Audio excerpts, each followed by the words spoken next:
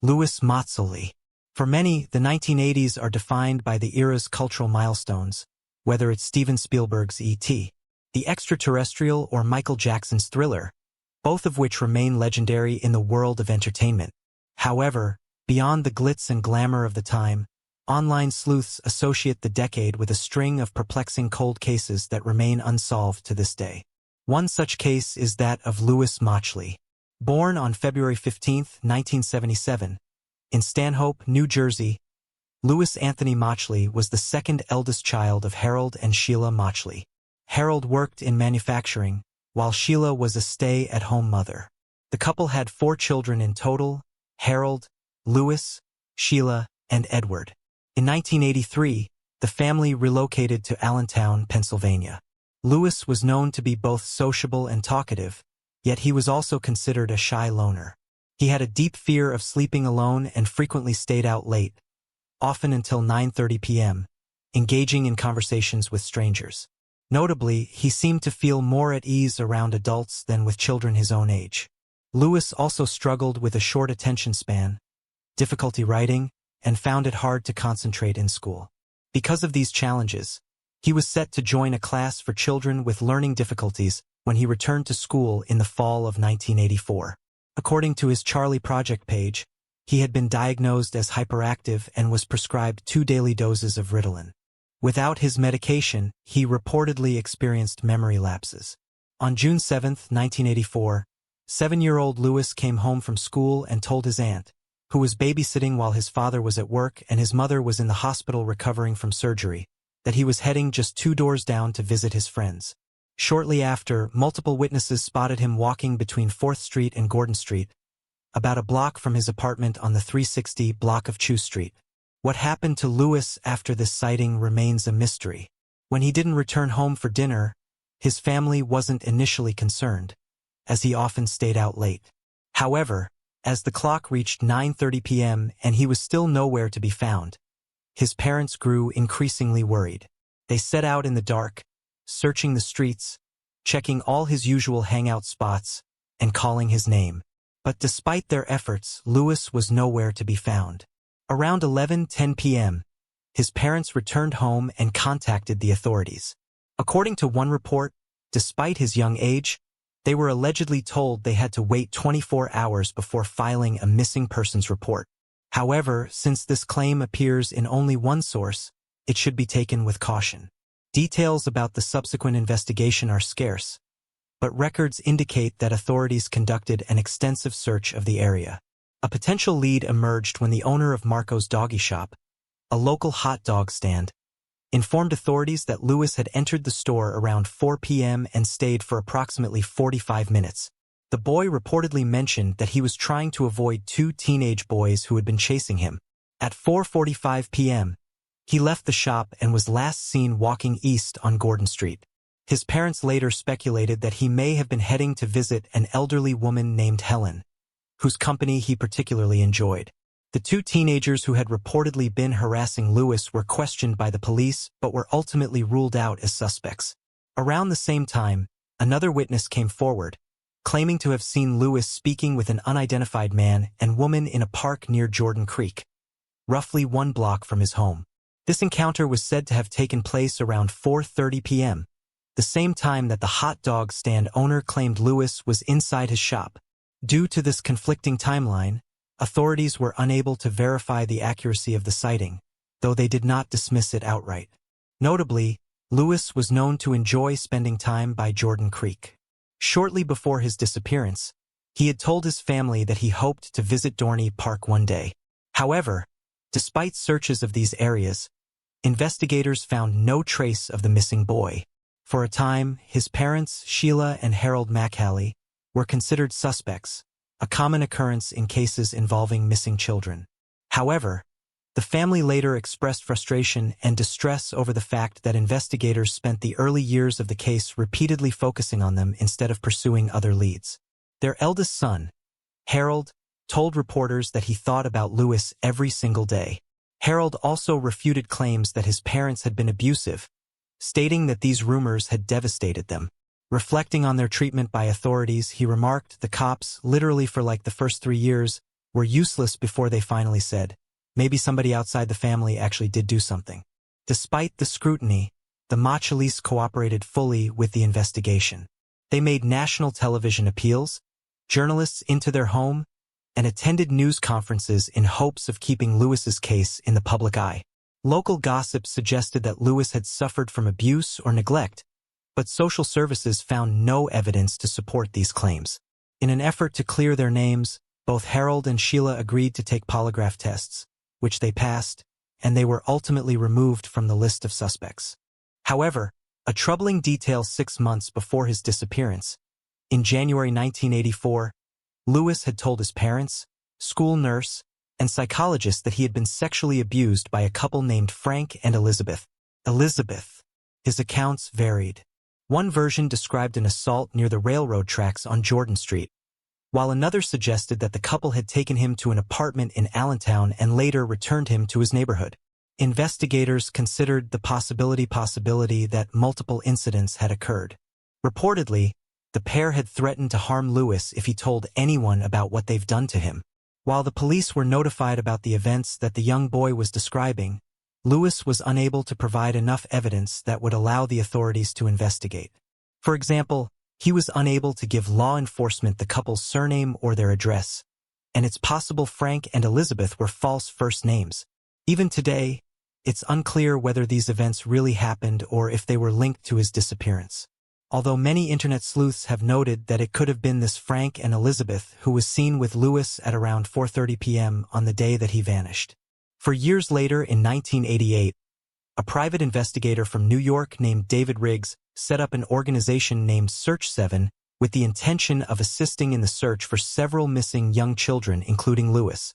In fact, Lewis's case was the first that the organization took on. Riggs felt that the crime was financially motivated and claimed that he was an expert in child abduction cases based on his graduate degree in sociology and his work with runaway children in New York City. However, Riggs' facade fell apart later that year when he was arrested in West Virginia after accosting 5 young boys offering to pay them money as they would pose in bikini underwear for him. Luckily, none of the boys agreed to his proposal. Additionally, Riggs didn't have a New York private investigator license and his organization was not registered as a non-profit corporation in that state. He'd also reportedly served time in prison before, although sources differ as to why, with some saying he'd been in prison over child sexual abuse charges and others claiming it was for unrelated crimes. Regardless, as a result of these crimes, Riggs pleaded guilty on 2 counts of attempted child abduction and 1 count of sexual abuse and was sentenced to 1 year in prison. Investigators working on Lewis's case looked into the possibility that David Riggs was involved but ultimately ruled him out. There were numerous reported sightings of Lewis after his disappearance. One anonymous tipster claimed that the 7-year-old was attending school in Pottsville, Pennsylvania under a different name. But Sheila Mackley saw the boy in person and denied it was her son. Another witness saw a young boy in New Jersey who closely resembled Lewis and even took Ritalin. But in a strange coincidence, it turned out that the child was actually Lewis's cousin. One child was even picked up on 4 separate occasions by police because he closely resembled Lewis, so his father produced a birth certificate to put the officers' minds at rest. Lewis was one of the first missing children whose image was placed on milk cartons and billboards across the country. But still, despite these efforts, the 7-year-old never came home. There are few theories in his case. Most online sleuths believe that Lewis was abused by Frank and Elizabeth, and that they harmed him for telling on them or abducted him for their own reasons and eventually killed him. However, for some time, the Mackles believed that Lewis was still alive but had no memory of his true identity. After he vanished, Lewis's parents kept their remaining children within arm's reach at all times. According to their eldest son, Harold, their parents spent much of their time afterwards sitting by the phone waiting for someone to call to tell them that their boy had been found. This call never came. Harold recalls that his mother spent much of that time in constant tears. In February 2004, Sheila told reporters, quote, "You keep hearing the saying that time heals things. But in this case, time just makes it worse. It's not getting better. It's getting worse." 11 months after the disappearance, the Mackles moved out of their apartment and into their new home, the same house that had once been occupied by Helen, the elderly woman whom Lewis was so fond of. Helen reportedly went to a retirement home, and the Mackals hoped that one day Lewis would return remembering this house and recalling how much he liked it. He had even dreamt of living in it himself one day.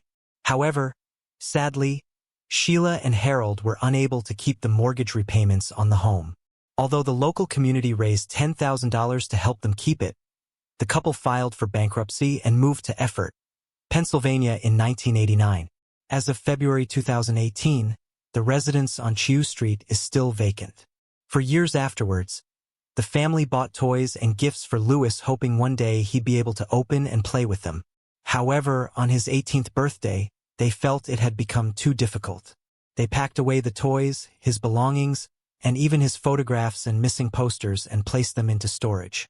7-year-old Lewis Anthony Mackley was last seen on June 7, 1984 in Allentown, Pennsylvania. Multiple witnesses saw him walking between 4th Street and Gordon Street that afternoon after he returned from school about a block from his home in the 360 block of Chew Street. Lewis is described as a young boy with learning and emotional difficulties. When he went missing, he was taking Ritalin twice a day to help with his hyperactivity disorder. He is a white male with brown hair and was missing 4 of his front teeth when he was last seen. Lewis had 2 distinctive circular burn scars on the right side of his chest. He was also known for his unique posture, often walking slowly while leaning forward and frequently placing his hands on his hips when speaking. At the time he went missing, Lewis was between 4 feet 0 inches and 4 feet 1 inch tall, weighing approximately 44 pounds. He was last seen wearing either a short-sleeved green striped shirt or a navy and white striped shirt, along with blue trousers or jeans that had a red tag on the rear pockets reading, "Doggy." His outfit also included an elastic belt with a trim and a buckle shaped like a train, pink socks, and brown shoes. If Lewis is still alive today, he would be 44 years old.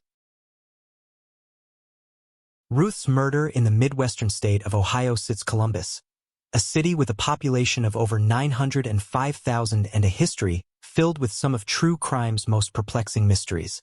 While cases like the strange disappearance of medical student Brian Schaefer have gained widespread attention, today's focus is on a lesser-known tragedy. In 1950, Ruth King met and fell in love with Russell Alter, a railroad fireman with a strong reputation despite having been divorced twice. Deputy Sheriff Clyde Murray later spoke highly of Russell, describing him as having a #1 record and calling him one of the city's most upstanding men. That Christmas Eve, Ruth and Russell were married, and by February 1951, they moved from Russell's parents' property into their newly purchased home at 350 North Sylvan Avenue in the Hilltop neighborhood. 2 months later, on April 8, Ruth, then 32, gave birth to their first child, a son named Clarence Frederick. For just over 2 weeks, the couple embraced life as new parents, completely devoted to their newborn.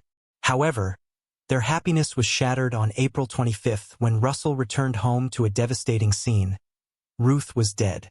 That morning, at approximately 5:30 a.m., Russell kissed his wife goodbye and left for work. At 39 years old, he was balancing 2 jobs, leaving him away from home for long hours. Russell worked full-time for the Pennsylvania Railroad but also had a part-time job as a motorcycle escort for funerals with the special deputies. Ruth was confirmed to be alive at 8:35 a.m. when Clyde Murray, who was reported in newspapers as overseeing the special deputies, called the couple's home to speak with Russell. Ruth answered and explained that her husband had been called in for a shift at the Pennsylvania Railroad at 5 a.m. and wouldn't be back until around 3 o'clock or 3:30 that afternoon. Clyde had called regarding a funeral scheduled for later that day, but after realizing what happened to Ruth after this conversation remains unknown. Meanwhile, Russell finished his shift around 3 p.m. and decided to visit his mother, Stella Drogon, and his stepfather, H. The 3 spent time together, catching up and sharing a meal. Since H. Dorgan had been in poor health, he had yet to see the couple's new home or meet their newborn son. After dinner, Russell invited his parents to visit the house on North Sylvan Avenue. Before heading to the store, he wanted to check in with Ruth to see if she needed anything, so the 3 of them made their way to his home. Around 6 p.m., upon arriving at their home, Russell immediately noticed that the door was unlocked. This struck him as unusual since he had made sure to lock it before leaving that morning. But it wasn't enough to raise immediate concern. He ushered his parents inside and followed them in. It was his mother, Stella, who made the horrifying discovery. In the doorway where the kitchen met the living room, she found Ruth's lifeless body. The scene was nothing short of a bloodbath. Blood was splattered across nearly every surface: the stove, refrigerator, trash bins, back door, kitchen table, walls, and even the ceiling. Ruth had met an incredibly violent end. She was still dressed in her slip and dress and gown, suggesting she had been attacked inside her home. Officers responding to the scene later recalled Stella's stunned reaction, as she reportedly gasped, "Oh my God, she's had a hemorrhage." However, the truth was far more sinister. Ruth had been brutally beaten almost beyond recognition. Investigators suspected that the murder weapon was a loafer-style shoe, which belonged to her husband. Russell had left Ruth's body just inside the living room doorway. Nearby, officers discovered the suspected murder weapon, a loafer-style shoe that appeared to have been cleaned in an attempt to remove evidence. However, the heel of the shoe was missing and was never found. Investigators noted that the puncture wounds on Ruth's body may have been caused by the exposed nails protruding from the sole where the heel had detached. In addition to these injuries, Ruth had suffered a powerful blow across her chest, spanning from shoulder to shoulder and measuring about 4 inches wide. There were also fingernail marks on her neck, indicating she had been strangled. However, her official cause of death was determined to be a broken neck. A bloody slip found at the scene was believed to have been used in an attempt to clean the shoe. Other pieces of evidence collected from the home included a bloodied cloth rag discovered beneath Ruth's body, and several blood-stained paper towels found both near her and inside the bathroom. Investigators pieced together a theory that the struggle had begun in the bedroom. Blood was discovered between the pillows and along the side of the bed, suggesting Ruth had initially been attacked there. A broken lamp was also found in the room. Authorities collected fingerprints from various areas of the house, but they ultimately did not yield any useful leads in the investigation. Several items were reported missing from the home, including a $1 bill that had been left on a dresser, a Ronson lighter, and a watch valued at $185. Despite the gruesome scene, the couple's infant son, Clarence, was found unharmed in his crib. However, since the baby had likely been left alone for most of the day, Russell felt too overwhelmed by the tragedy to care for him. Instead, he turned to his second ex-wife, Betty Lehman, for help. Betty and her new husband were close friends with both Russell and Ruth, and she was more than willing to take in the baby during such a devastating time. As the investigation began, officers from the Franklin County Sheriff's Office quickly started forming theories about the crime. One of their initial was that Ruth's murder could have been an act of revenge. However, Russell was regarded as an upstanding man with no known enemies. Ruth, originally from Zanesville, had lost her father and had worked as a waitress at the Broad Hog restaurant for 5 years before meeting Russell. Those who knew her described her as quiet and pleasant, noting that she rarely discussed her personal life. At one point, authorities questioned a former colleague of Russell's in connection with the case, but he was ultimately released without any charges. Investigators also considered the possibility that the killer had used the nearby train tracks as an entry and exit route. However, this theory was eventually dismissed. Authorities then turned their attention to potential strangers seen lingering in the neighborhood around the time of the murder, though they couldn't be certain exactly when it had occurred. Initially, the coroner estimated Ruth's death had taken place 12 to 15 hours before she was discovered. However, this timeline changed once investigators confirmed that she had last been seen alive at 5:30 a.m. and was last heard on the phone between 8:35 and 8:45 a.m. Based on this, authorities suspected she had been killed sometime around noon. Shortly after the murder, a sheriff's deputy cryptically stated, "We have a theory about the mysterious stranger, but we're not disclosing it." When investigators spoke with neighbors, they learned that 2 witnesses had seen an unknown man knocking on doors before leaving when no one answered. The first sighting occurred around 7:45 a.m., while the second took place roughly an hour later, just before 9 a.m. One witness reported that the same man later approached the Alter's home and described him as standing between 5 feet 10 inches and 6 feet 0 inches tall, carrying a brown leather briefcase, and wearing a blue-gray suit. However, another neighbor, who had been working in his garden from 8 a.m. to noon, claimed he hadn't seen anyone unfamiliar in the area during that time. Russell was questioned shortly after discovering Ruth's body. He was interrogated by authorities for a total of 9 hours, excluding breaks, and was subjected to a polygraph test, which he passed. The 39-year-old arrived at work at 6:40 a.m. alongside a colleague, an engineer, and the two worked their shift together from 7 a.m. to 3 p.m. Russell had an excellent work record, and with his solid alibi and his successful polygraph test, authorities ruled him out as a suspect. It's worth noting that in 1951, polygraph tests were given far more weight than they are today, as modern courts often deemed them inadmissible. In total, 6 individuals were questioned and released on the day of Ruth's murder, including Russell's ex-wife, Betty Lehman. In the days that followed, investigators announced that the unidentified man seen by multiple witnesses on the morning of April 25th was likely a salesman. Additionally, they began searching for a late model blue Chevrolet that had been parked across the street from the Alter residence that day. Several new and previously unknown details emerged during this period.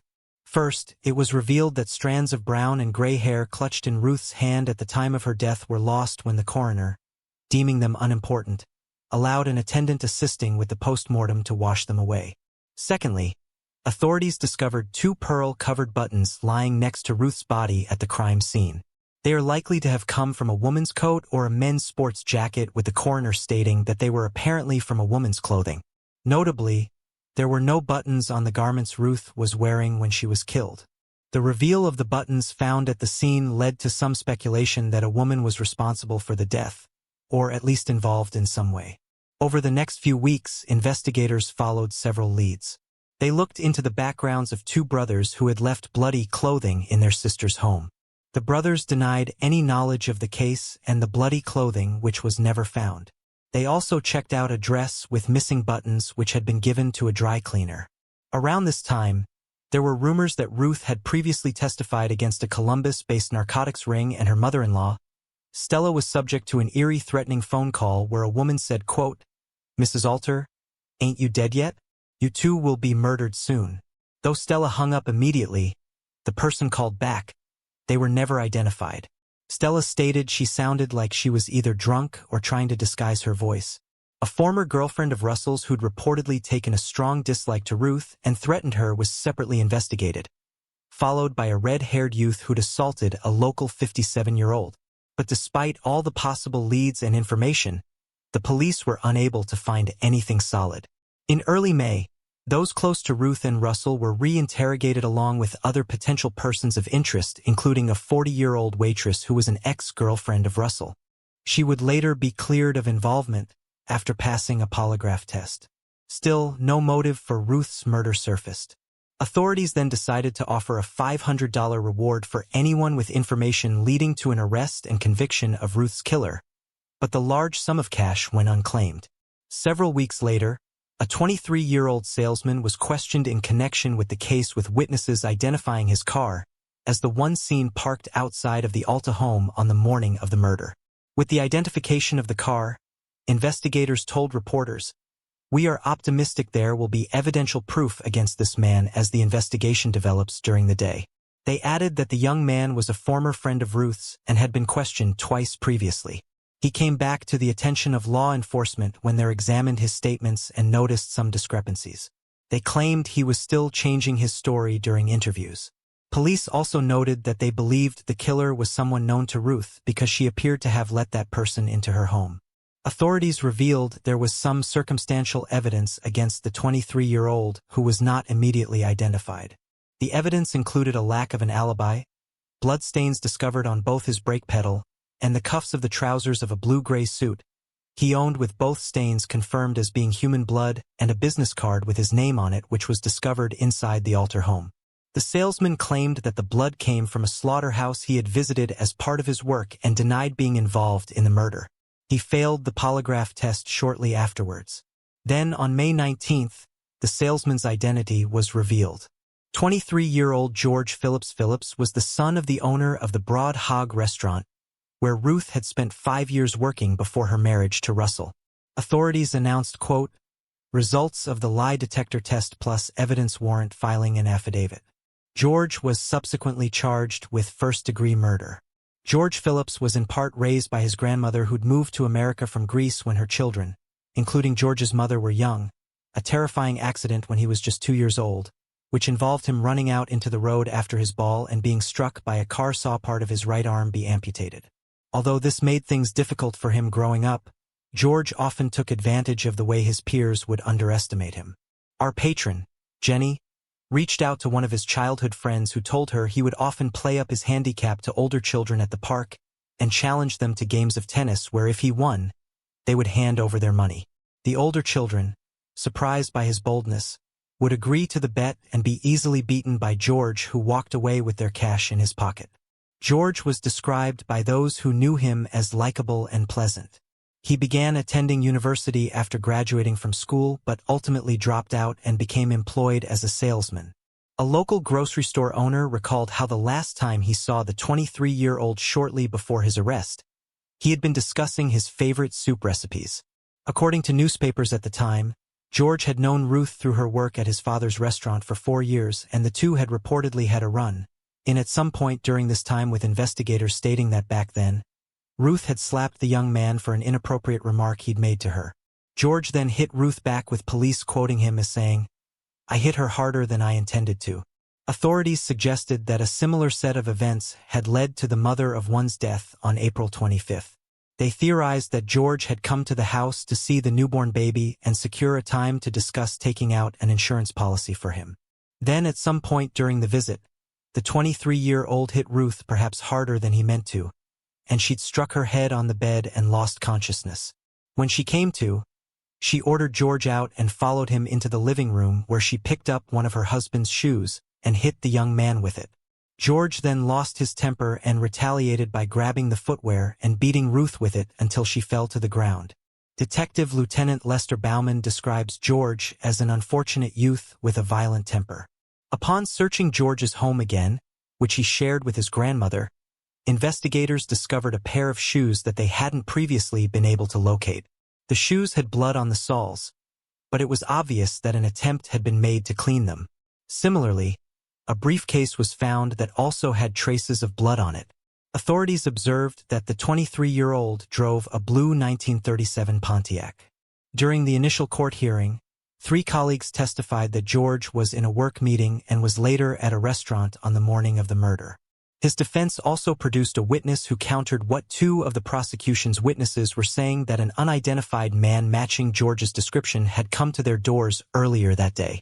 The defense's witness was that same man we mentioned earlier, who was out working in his garden all morning and saw nobody odd or unfamiliar come or go. George's defense lawyer, Paul Herbert, also questioned Russell Alter during this time, making sure to interrogate him over the state of his marriage and his personal life, even querying the paternity of the couple's son, Clarence. George Phillips was ultimately released on a $50,000 bond due to an obscure Ohio law. 21 of his friends and relatives pledged the $50,000 in cash or property, allowing him to leave jail until his formal trial started. Upon his release, George stated, "It is with the sincerest appreciation and deepest humility that I take this opportunity to express my thanks to my many friends for their confidence in me." In August, the Franklin County grand jury indicted George on second-degree murder after hearing testimony from 33 witnesses. If found guilty, he would be sentenced to life behind bars but could be considered for parole after 10 years. The following month, Ruth's body was exhumed. She had been laid to rest in Rose Hill Cemetery, south of Zanesville, in a plot near her father's. The Franklin County prosecutor, Ralph Barlett, told reporters no comments when news broke of this development. Newspaper accounts observed that Ruth's face and neck were studied and photographs were taken of her closed casket. Finally, on October 23rd, George's trial began. Paul Herbert, his lawyer, filed a notice of alibi just days earlier, despite the fact that the prosecution had still not narrowed down Ruth's time of death, stating that it was unknown to the state of Ohio when Herbert pushed for a detailed answer to help him with his client's alibi. During the trial, further circumstantial evidence came to light, including witness testimony that a bloody shirt had been found among George's laundry. The defense meanwhile noted that fingernail marks had been found on both sides of Ruth's neck and pointed out that George only had his left hand. It was also at this time that several witnesses for the prosecution began receiving threats via telephone. One woman was told, quote, "Well, you better watch out." Another answered the phone to hear, quote, "You and your husband are on the spot. He had better keep his mouth shut." The witness said the voice was in broken English. Two other witnesses received threats, but the source of the harassment was never found. Paul Herbert is known to have dismissed the concerns of the prosecution in this matter, stating his belief that the publicity-hungry witnesses had made up the stories. Ruth's case and the trial were highly publicized and eventually gave way to a media circus. George's defense lawyer and the Franklin County prosecutor were known enemies with a lengthy history, and eventually the trial became more of a mudslinging match involving the egos of two feuding men rather than a true attempt to find justice for a horrific tragedy. After weeks of testimony, the jury was not convinced. On November 9th, George Phillips was acquitted of all charges. According to our patron, Jenny, following this, George became something of a social pariah. He lost his job and his reputation remained in tatters. He was never able to go back to the life he once lived and wound up moving to Los Angeles, California to start over where nobody knew his name. Russell Alter, the husband Ruth left behind, didn't fare much better. He lost both of his jobs thanks in no small part to the authorities considering him a suspect early on, and him undergoing arrests and questioning several times throughout the investigation. A 1953 article from the Columbus Evening Dispatch observes that Russell filed a civil lawsuit against George Phillips charging that the 25-year-old wrongfully, unlawfully, maliciously, and intentionally killed his wife and seeking $75.0.9 today in damages for himself and his son.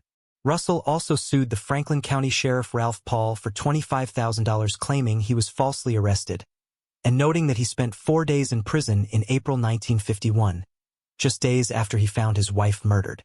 He added that the arrest was done without a warrant and without reasonable or probable cause, noting that it was a humiliating experience and that his reputation never bounced back. Sheriff Paul declined to comment for the article. 5 months after reports emerged about Russell's lawsuits, Evening Dispatch announced that the 42-year-old was set to remarry. His fourth wife, Alice Adkins, was a divorced mother of 4 and was acquainted with the couple before Ruth's murder.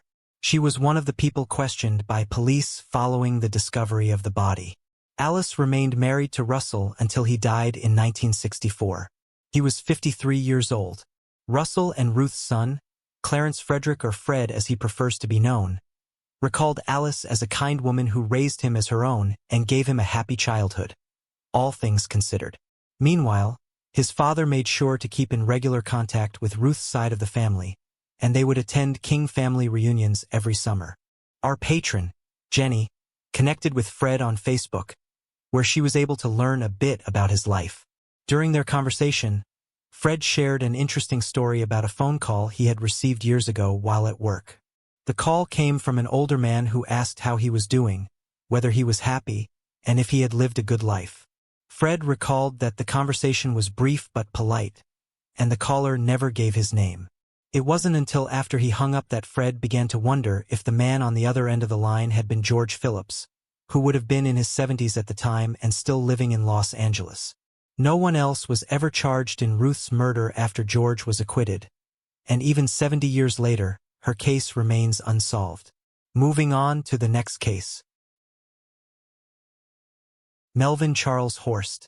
4-year-old Melvin Charles Horst lived near the intersection of Vine and Paradise Street in Oroville, Ohio. On the afternoon of December 27, 1928, he went out to play with 4 neighborhood friends, carrying a small red truck or wagon he had received as a Christmas gift. The boys gathered in an empty lot near the railroad tracks on Chestnut Street.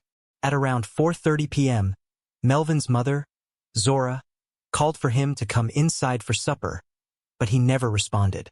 Concerned, she sent his older brother to check with the neighbors, but there was no sign of him. By 6 p.m., Melvin's father, Raymond, arrived home from work to find Zora frantic with worry. The couple immediately began searching for their son. By then, Darkness had settled in, as the sun had set at 5:06 p.m. that winter evening.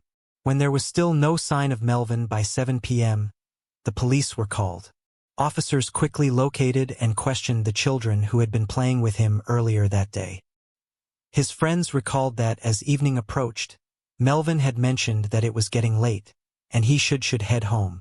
The walk from the empty lot to the horse home was only a block, yet Melvin was never seen again. The only trace of his journey was the red toy truck or wagon he had been playing with, found abandoned in the front yard of his house. By 8:30 p.m., around 4,500 Oroville residents had gathered to search for the missing 4-year-old, who had now been gone for approximately 4 hours. His uncle Roy Horst, who served as the village marshal, led the extensive search effort. The search continued for weeks, covering more than 100 square miles. Authorities went door to door, but no sign of Melvin was ever found. Investigators initially considered the possibility that he had been mistaken for another young boy in the neighborhood who closely resembled him and belonged to a wealthy family. If this were the case, they expected ransom demands to follow, but none ever came. Another theory focused on the tense political climate of 1928. Prohibition was in full effect, and Roy, known for his strict enforcement of liquor laws, had made many enemies.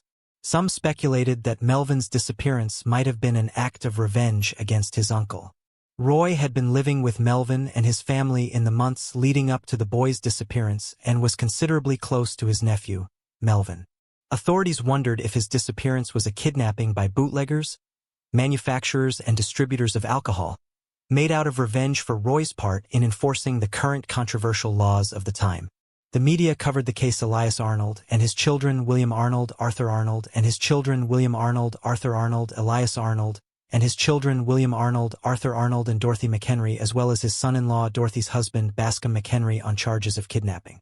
The arrest was made on the information of the 8-year-old nephew of Elias named Charles Jr. Hanna, who claimed he saw Melvin being lured from outside into the home of the Arnolds. A second boy, who was a 9-year-old neighbor of the horse and the Arnolds, corroborated this story, and the arrests were made. Detectives theorized that because of the bootlegging connection and because the Arnolds lived so close to the Horst family, that Melvin had been kidnapped out of revenge for the many arrests and multiple cases of imprisonment of Elias and his family members on alcohol-related charges. The Arnolds insisted they were innocent and provided alibis for the time that Melvin went missing, but the testimony of Junior and the other neighbor boy was enough to get Elias and one of his sons, Arthur, of kidnapping. The two men spent 3 months in jail before new evidence proved that Junior, the boy who insisted he witnessed the abduction, could not have seen what he claimed to have seen that day due to his position relative to where he claims to have witnessed the luring of Melvin into the home. A second trial was convened and the men were found not guilty and released. Junior then said that he had lied to cover up the actions of his own father, Charles Hanna, and another neighbor, Earl Conold, and that they had killed the boy and ordered him to tell the false story of the Arnolds, luring him to deter suspicion. When questioned under duress, both of the men falsely confessed to being part of the murder inside a garage that police accused them of drinking whiskey in.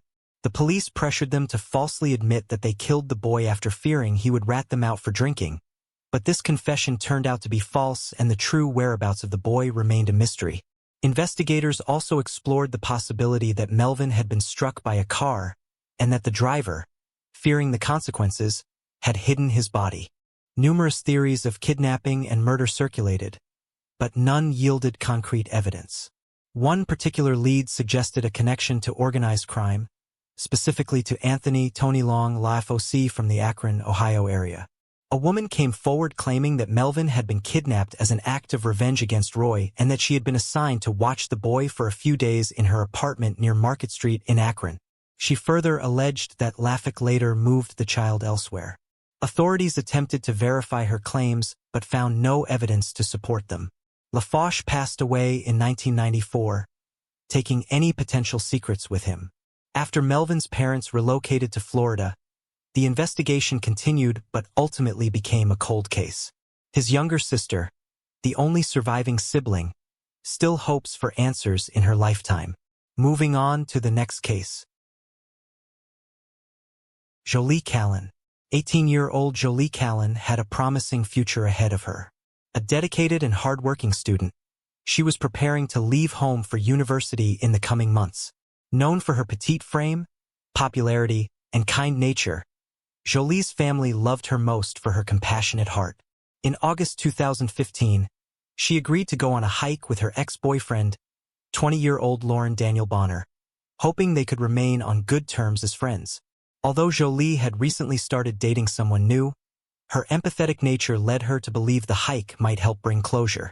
The night before, she texted a friend in a joking manner, saying, "If something happens to me, you'll know who I was with." Tragically, she had no idea how prophetic those words would be. Bonner was far from a favorite among Julie's friends and family. He was known to be possessive and jealous, often insisting that Jolie spend all her time with him, or within his circle of France. He didn't like that she had her own social life outside of him, and he had frequently threatened to take his own life whenever Jolie attempted to break things off. It was only with her university career looming and the fact that she'd be moving away that finally gave her the courage to split up with Bonner for good. She largely ignored subsequent pleas for her to take him back.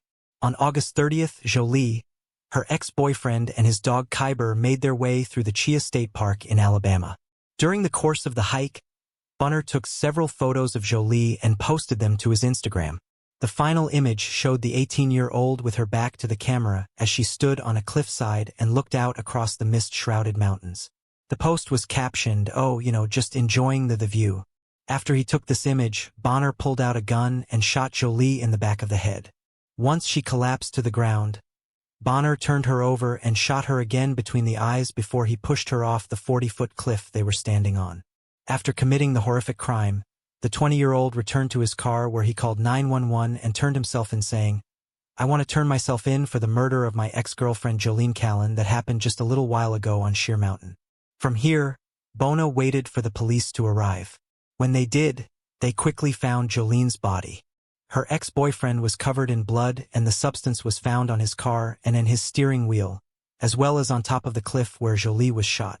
Despite admitting to the crime when he called 911, plead not guilty when he was charged with murder. His trial began in November of 2015, during which he attempted to claim that he and Jolie had entered into a murder-suicide pact, which he found he could not go through with after he killed the 18-year-old. He claimed that she told him she didn't want to see it coming, which is why he shot her from behind. Jolie's friends and family disputed this idea.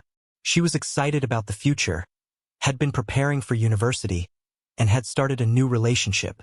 To them, it was more likely that Bonner had slain Jolie in cold blood because she refused to rekindle the couple's relationship. Meanwhile, Bonner's defense claimed that the 20-year-old had Asperger's syndrome and that he should be granted youthful offender status as a result.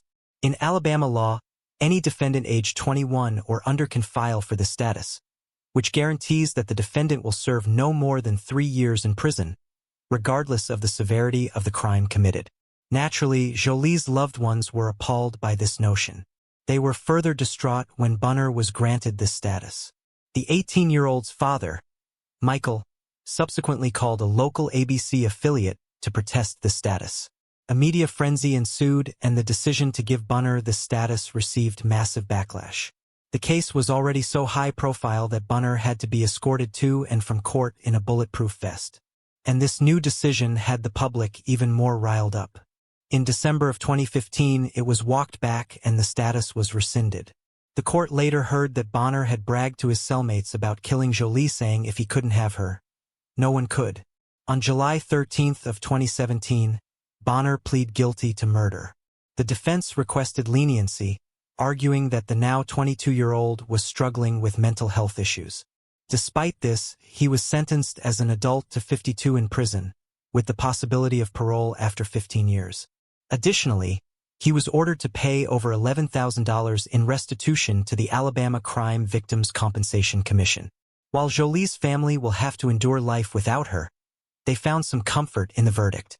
Relieved that Bonner was not granted youthful offender status. Her father, Mikail, expressed his satisfaction stating, "It's the right thing to do. I mean, come on. You don't give youthful offender and maybe 3 years for cold-bloodedly killing somebody." Jolie was a sweet, good girl, and I think she's smiling today. Moving on to the next case. Gypsy Blanchard. Dee Blanchard and her daughter, Gypsy Rose Blanchard, were far from an ordinary family, but for a time, they managed to make things work. That changed in June 2015 when Dee and Gypsy's neighbors grew concerned after noticing strange posts on their shared Facebook page.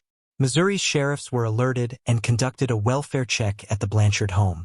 Inside, officers discovered Dee's body lying face down on her bed in a pool of blood, the result of fatal stab wounds inflicted days earlier.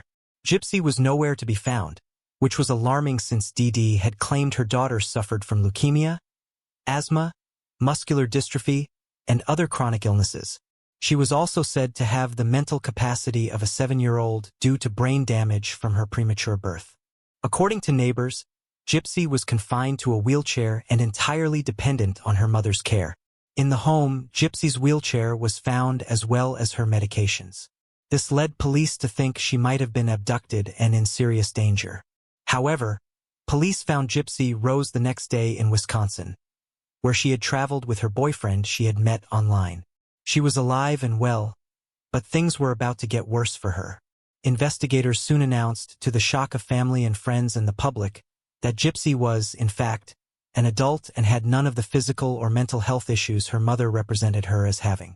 Further investigation found that some of the doctors who examined Gypsy had found no evidence of the claimed disorders, and in one case suspected Munchausen syndrome by proxy, in which a caregiver often exaggerates and induces mental or physical health problems in those who are in their care with the primary motive of gaining attention or sympathy. Dee had changed her name after her family confronted her about how she treated Gypsy and suspected her of poisoning stepmother. Nonetheless, many people accepted her situation as true, and the two benefited from the efforts of charities such as Habitat for Humanity, Ronald McDonald House, and the Make-A-Wish Foundation. Dee had been making her daughter pass herself off as younger and pretend to be disabled and chronically ill, in the process subjecting her to unnecessary surgery and medication, including a feeding tube put into her stomach and controlling her through occasional physical and psychological abuse. They often appeared on TV together, including spots on the local news, with Dee always holding on to Gypsy's hand tight, squeezing to alert Gypsy that she said something that she didn't like. Over time, Gypsy began creating a secret online life while her mother slept. Through a dating site she had joined, she connected with Nicholas Gojan, and over the course of 2 years they plotted a way to eliminate Dee. According to text messages and interrogations, Nicholas entered the Blanchard home and allegedly stabbed Dee while Gypsy hid in the bathroom. Afterward, the pair took several $1,000s from a safe in the house, and Nicholas mailed the murder weapon, a knife provided by Gypsy, to his home in Big Bend to avoid being caught with it. The disturbing Facebook post led authorities to Gojan's residence in Big Bend, Wisconsin, where the two were arrested on June 2015. Gypsy later pleaded guilty to second-degree murder and received a 10-year prison sentence, while Nicholas faced trial for first-degree murder. Before I continue, I want to remind you that only a small percentage of people who watch my videos are actually subscribed. So if you enjoy my content, consider subscribing. It's free and you can always change your mind later. Now let's move on with the video. Moving on to the next case. Jennifer Daugherty. On the morning of February 11, 2010, a truck driver was making his way through the quiet streets of Greensburg, Pennsylvania. The calm, empty road seemed ideal for a quick delivery, but something unusual caught his eye. Stopping near Greensburg Salem Middle School, he noticed a tipped-over trash can. Though it might have been easier to ignore and continue on, his curiosity led him to investigate. What he found was horrifying. Inside the dumpster lay the badly mutilated and bloodied body of a woman. Unable to comprehend what he was seeing, he quickly called 911, and the police rushed to the scene. Upon arrival, officers found the woman's body haphazardly thrown into the dumpster, with numerous stab wounds visible on her body. Further examination revealed bruises, indicating she had been severely beaten before her death. The location of the body, discarded in a dumpster outside a middle school, suggested that this wasn't where the murder had occurred, but rather where the body had been left after being disposed of. As the police searched the woman's battered body, they discovered a note tucked into the back pocket of her pants. The condition of the body stood in stark contrast to the contents of the note, with the only truth in the note being the name of the victim, Jennifer. The circumstances surrounding her death were a chilling mystery, leaving the police to wonder what horrors she endured in her final moments. A deeper investigation led officers to Jennifer Daugherty's parents, Richard and Denise Daugherty, who were called in to identify the body.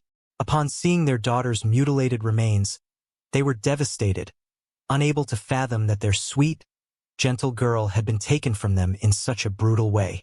Jennifer was 30 years old at the time of her death, though her mental age was closer to that of a 12 to 14-year-old due to intellectual and psychological challenges.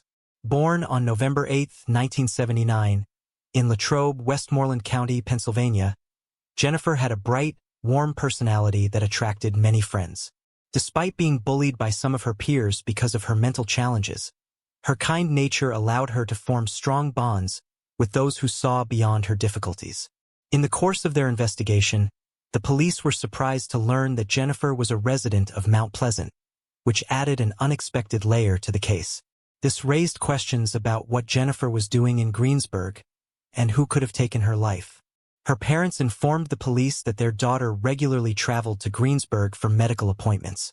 She was also attending life skills classes at the West Place Clubhouse in Greensburg, where she was learning to become a mechanic. On this particular day, however, Jennifer had come to the city to meet a new group of friends for a sleepover. She had met these friends through Angela Marinucci, whom she had encountered while taking her classes at the West Place Clubhouse. The two girls had instantly connected, and Angela introduced Jennifer to her circle of friends: Ricky Smyrns, Melvin Knight, Amber Menninger, Robert Masters, and Peggy Miller. Despite her mental challenges, Jennifer had finally found a group of people with whom she could relate.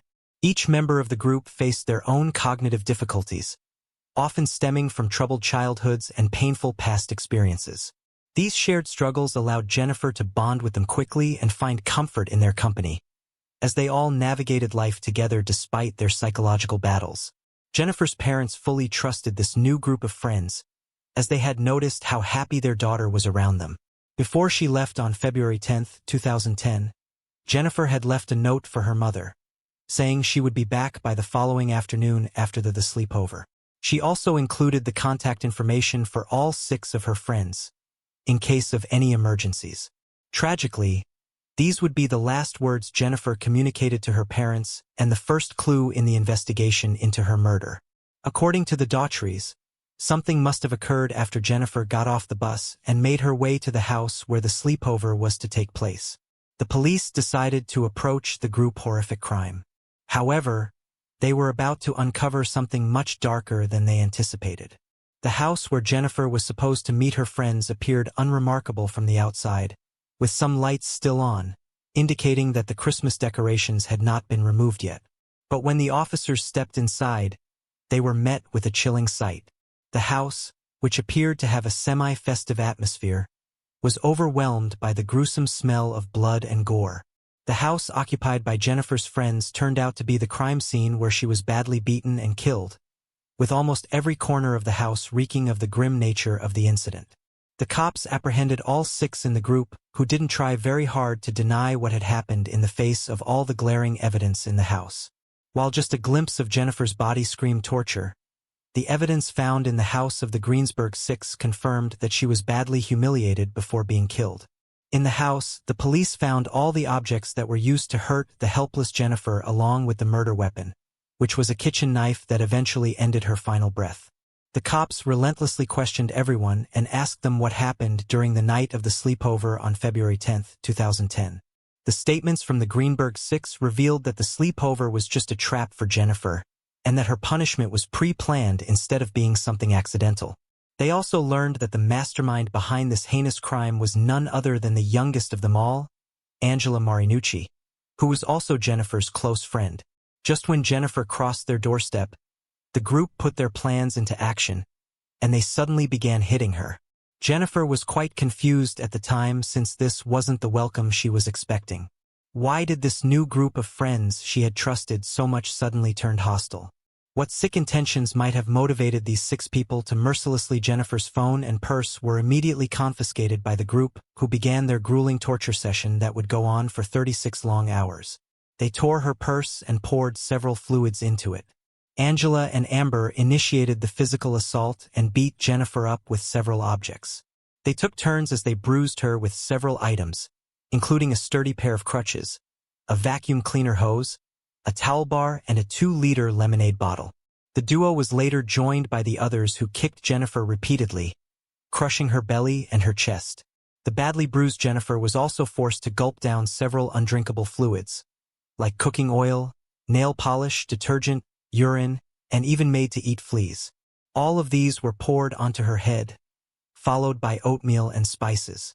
Jennifer retaliated against the assaults, as she tried to throw her limbs around to attack her assailants. Unfortunately, Jennifer ended up choosing the wrong target by hitting Amber hard in the stomach. The group said that Amber was pregnant and escalated their assault on Jennifer after tying her with Christmas lights and decorations to prevent her from standing up to them again. The group shaved Jennifer's head and smeared her face with nail polish while continuing to thrash her. Unable to fight, Jennifer tried begging her attackers for mercy. The group neither stopped nor explained while she became the victim of their sadism. Instead, Melvin Knight took off Jennifer's clothes and forced himself on the heavily bruised victim while everyone else watched. After Melvin was done, they forced Jennifer into the bathroom to have a shower, citing the trouble they were having with her stench. While Jennifer thought that her captors were done with her, you would discover next that she couldn't have been more wrong. The thrashing instantly resumed, and Jennifer's mini-illusion was instantly shattered. But things did come to a stop afterwards since the Greensburg Six got bored of constantly beating Jennifer to a pulp. The group then decided to vote to either let Jennifer go on the expectation that she would remain quiet or to kill her and get rid of her body. Jennifer begged her supposed friends to set her free. But the next morning, February 11th, she learned that all 6 had unanimously voted to end her life. Before killing her, the group somehow thought that making Jennifer write a note would shield them whenever her body was found. For reasons unknown, the group made Jennifer take several antibiotics, painkillers, and pills before Ricky Smirms asked Melvin to stab her in the chest. This could either be due to an unexpected return of their conscience, or an attempt to prolong Jennifer's suffering using medicines. The latter stands more probable since they didn't spare the life of the already tortured Jennifer. Thus, any consideration of the Greensburg Six's empathy towards their unfortunate victim was completely out of the question. Instead, Melvin plunged a knife into Jennifer's body thrice, striking her chest and her throat. He later checked on her to find that she was still alive and slashed her wrist to end Jennifer's life. The group didn't immediately dispose of Jennifer's body. Angela Marinucci asked the group to prop the dead body up and wrap it in Christmas lighting to get a dazzling display of their monstrosity. But when the damaged Christmas lights didn't work, the frustrated group stuffed her body in a trash can where it was eventually found. All of this clearly showcased that none of the sex had any form of remorse over their actions. But what really made them carry out this torture come murder? After learning of such a horrifying account, cops cracked down hard on everyone to find out why they made Jennifer suffer so much. The Greensburg Six revealed that Jennifer had developed a crush on Ricky, who was Angela's boyfriend at the time. Moreover, Angela once caught Ricky secretly speaking with Jennifer over the phone. This made her furious with jealousy, following which she decided to punish her new friend for crossing the line and hatched a plan with Amber. Cops found that this flow of romance wasn't one way, as Ricky later revealed that he loved Jennifer as well. Both had confessed their love to each other and had also been intimate on a few occasions behind Angela's back. This really made the detectives think as to why Ricky participated or even approved of whatever happened with Jennifer. Especially, he could have avoided everything by simply warning Jennifer and asking her not to come for the sleepover. The confession from the other members of the Greensburg Six, especially Peggy Miller and Robert Masters, revealed that Angela was a very dangerous woman, and they were very afraid of her. Peggy and Robert also said they didn't participate in any of the violence and were willing to cooperate with the police and get a plea deal in court.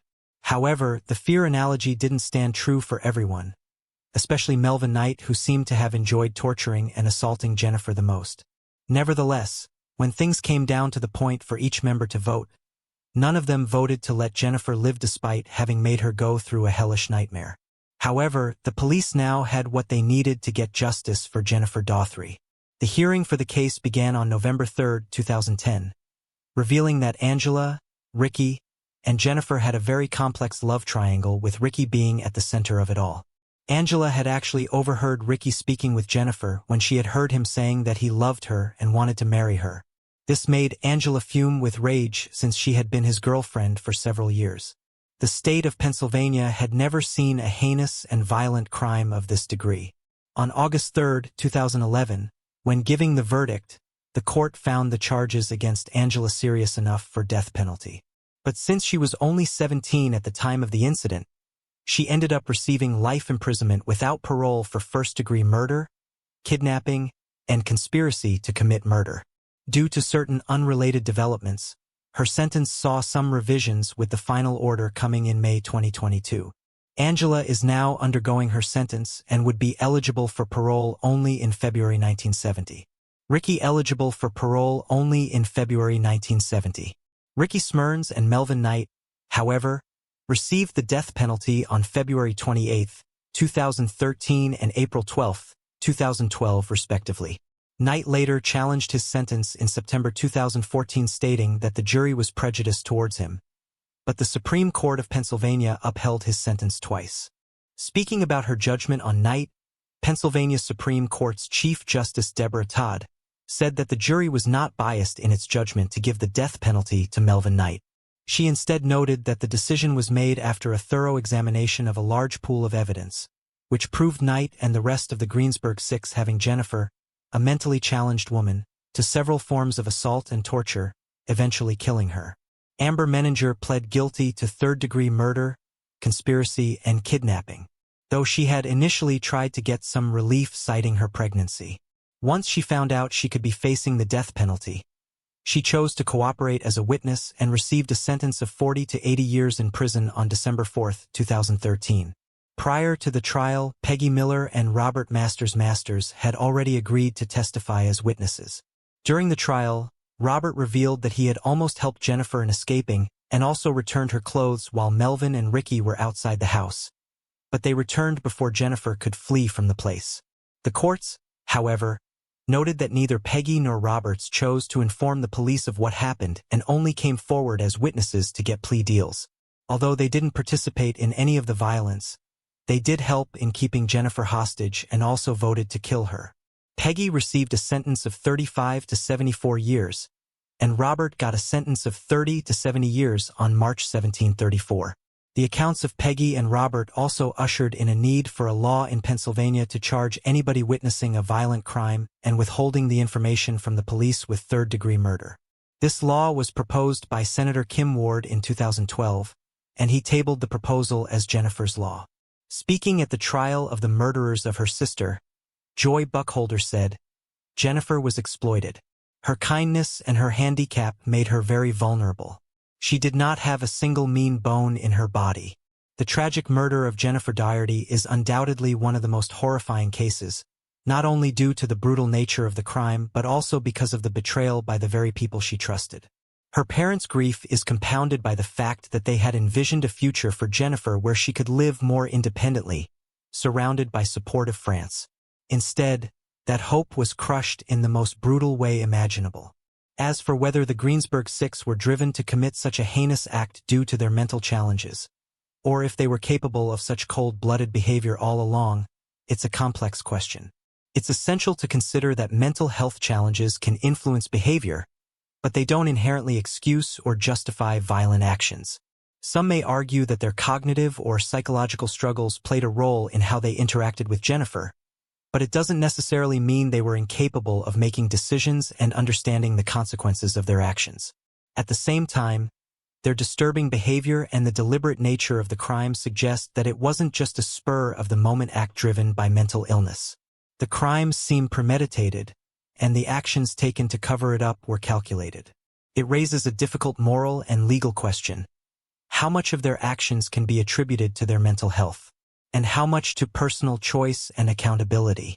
The tragedy of Jennifer's death remains a stark reminder that we must look at the complexities of mental health, the impact of those challenges on behavior, and the extent to which personal responsibility still plays a role in such horrific acts. Terrence Paquette. At around 7 a.m. on February 3, 1996, the Orange County Police Department responded to a call concerning Lilsham Convenience Store, located on Clark-Ona-Ocoee Road in Orlando, Florida. A witness had reported an unusual finding that morning. He explained that while driving by the store at approximately 6:55 a.m., he noticed the lights were off, which struck him as odd since the store typically opened by that time. Curious about what might be going on, the witness tried to enter the store. However, before doing so, he parked nearby to peer through the windows. He said he didn't see any store employees, which seemed strange to him. Feeling unsettled, the witness contacted the police to express his concerns before leaving the area. Upon arriving at the scene, deputies found 2 employees from an armored car company waiting to collect a cash deposit from the store, but the door was locked.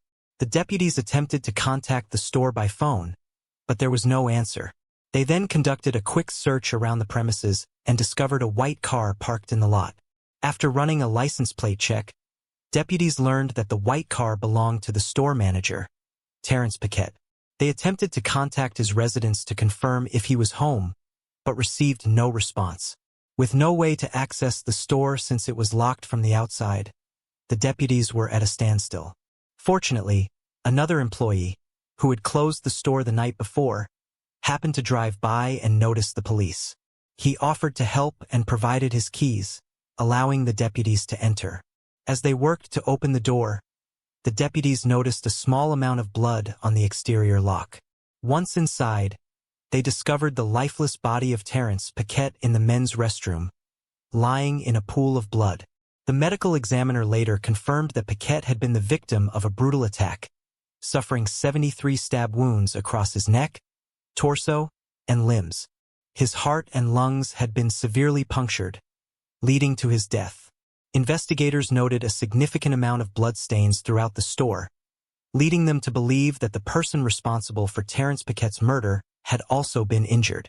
Blood was found in multiple areas, including the freezer door, the freezer flap, the lottery machine behind the counter, the key cylinder on the entry and exit door, and the door push bar. The blood pattern suggested the suspect moved through the store, starting from the restroom to the beverage freezer, then behind the cash register where money was stolen, and finally to the entry and exit door, likely where the perpetrator fled. Deputies determined that after taking about $1,000 from the safe beneath the cash register, the killer took Paquette's keys and locked the store's doors.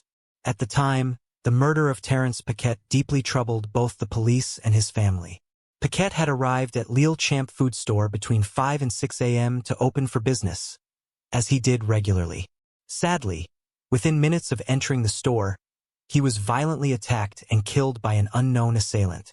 In another, he said she was on holiday with a friend in the Canary Islands. And at other times, he simply said that he didn't know where she was. Friends of Helly grew concerned. It wasn't like the mother of 3 to just up and disappear without contacting anyone, and they were well aware of Richard's aggression and temperament, having had Helly tell them of the details of her and her husband's relationship. He was reportedly even physically abusive. At one point shortly before her death, she told France, "If something happens to me, don't think it was an accident." She even told this to her divorce lawyer, who described the unusualness of the statement in her interview on the TV show Forensic Files. When authorities were eventually alerted to the troubling disappearance of the 39-year-old flight attendant, they went to search the family home. One of the first things they noticed was the missing pieces of carpet from the floor in the master bedroom. The Crafts nanny recalled that there was a dark grapefruit-size stain on one of the pieces of carpet which had now been removed. This had investigators worried, and as they continued to look around, they also found evident blood smears on the side of the bed, and that a large freezer was missing from the home. As they looked into Richard Craft's bank records, they found that he had purchased several interesting items around the time that his wife disappeared: new bedsheets and a duvet, and the rental of a wood chipper. Papers that were provided to a private investigator by Richard included the receipt of a chainsaw too. The fears that family and friends of Helly Crafts held were confirmed when a snowplow driver came forward and said that he'd seen Richard at the shore of Lake Sohar. A search of the lake found the purchased chainsaw covered in blood and hair, which was later proven to match Helly. Then in or near the water, police found further evidence of foul play. including metal pieces, 85 grams of human tissue, including a tooth with unique dental work, a fingernail with pink polish, bone chips, 2,660 bleached blonde human hairs, and O-negative type blood, the same type as Helly's. From these horrifying discoveries, police concluded that the remains of Helly Crafts had been fed into the wood chipper. To test this theory out, the medical examiner used a pig's body to recreate the damage a wood chipper would cause to the bones, and it was found that the pig's bone fragments bore a similar shape to those of Helly's and had the same marks on. Investigators determined that Helly Crafts had been struck in the head multiple times, leaving the bloodstains on the carpet and the smear on the bed, and that her body was kept in a freezer before it was cut up with a chainsaw and fed through the wood chipper. The gruesome disposal of Helly's body shocked friends, family, and the local community. The prosecution of Richard Crafts required an official determination of death via body identification, which initially threw a spanner in the works of the investigation, as of course, Helly's body wasn't available. However, after a tooth found in the lake was found to match her dental records, the Connecticut State Medical Examiner's Office issued the death certificate for the mother of three.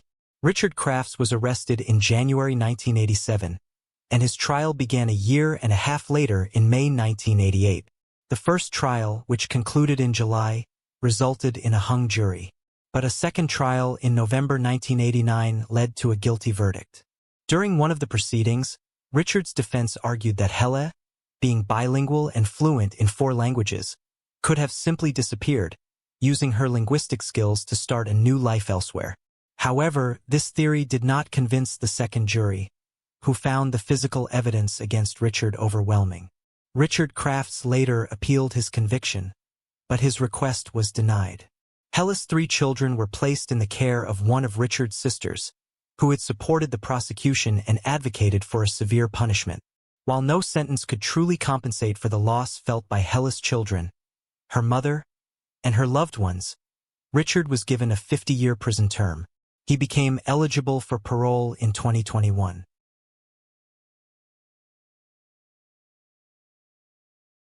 The Chun family tragedy. On the afternoon of October 8, 2014, a co-worker of 39-year-old Jean Jifeng grew worried when the father of 2 failed to show up for his scheduled shift at King's Walk, a restaurant where he worked. He hadn't called in sick either, which was unusual. Concerned, the co-worker decided to check on Chan at his home on Western Avenue in the Guilderlands suburb of Albany, New York. What he discovered inside was a horrific crime scene. Chan and his 38-year-old wife, Hai Yilin, were originally from Huaiyu, China. The couple had moved to the United States in the early 2000s, settling in Guilderland near a takeout restaurant owned by relatives. There, they built a life together and had 2 children, 10-year-old Anthony and 7-year-old Eddie. By all accounts, the Chin family was ordinary, with nothing unusual about their lives, making their brutal murders all the more puzzling to investigators. The case gained significant attention, as it was the first quadruple homicide in the Capital District. According to Chen's brother, who spoke to the media, the father of 2 was found on the ground floor of the family's bungalow. Hai and the couple's 2 children were discovered upstairs, their bodies covered by a blanket. The family had met a brutal end. Each of them had been bludgeoned with a hammer, and later reports indicated they had also been stabbed. Investigators determined the murders took place in the early morning hours, likely between 3:30 and 6:30 a.m. Both the Guilderland and New York State Police worked together on the case, searching the areas surrounding the family's home for any possible clues. Authorities faced several challenges in the initial 48 hours of the investigation. A language barrier slowed progress, and fear within the community made gathering information difficult. Further complicating matters, there were no surveillance cameras in the area, and Apple initially refused to release the Chen's iPhone records. Though the company eventually complied, law enforcement stated that the delays significantly hindered their investigation. With little physical evidence recovered from the crime scene, detectives have struggled to make progress. Some DNA samples were collected and may belong to a suspect, but so far, no matches have been found. As a result, authorities have few leads and no major suspects in the case. Before long, Allegations surfaced that the family were involved in shady business practices and illegal activities such as human trafficking, gambling, and money laundering. Chen's brother denied rumors that the family had been attacked by someone who'd returned to the house after a gambling party to steal their sizable take from the been living comfortably ever since, causing people to think that he was making money illegally. This same source alleged that Hai was in the country illegally too.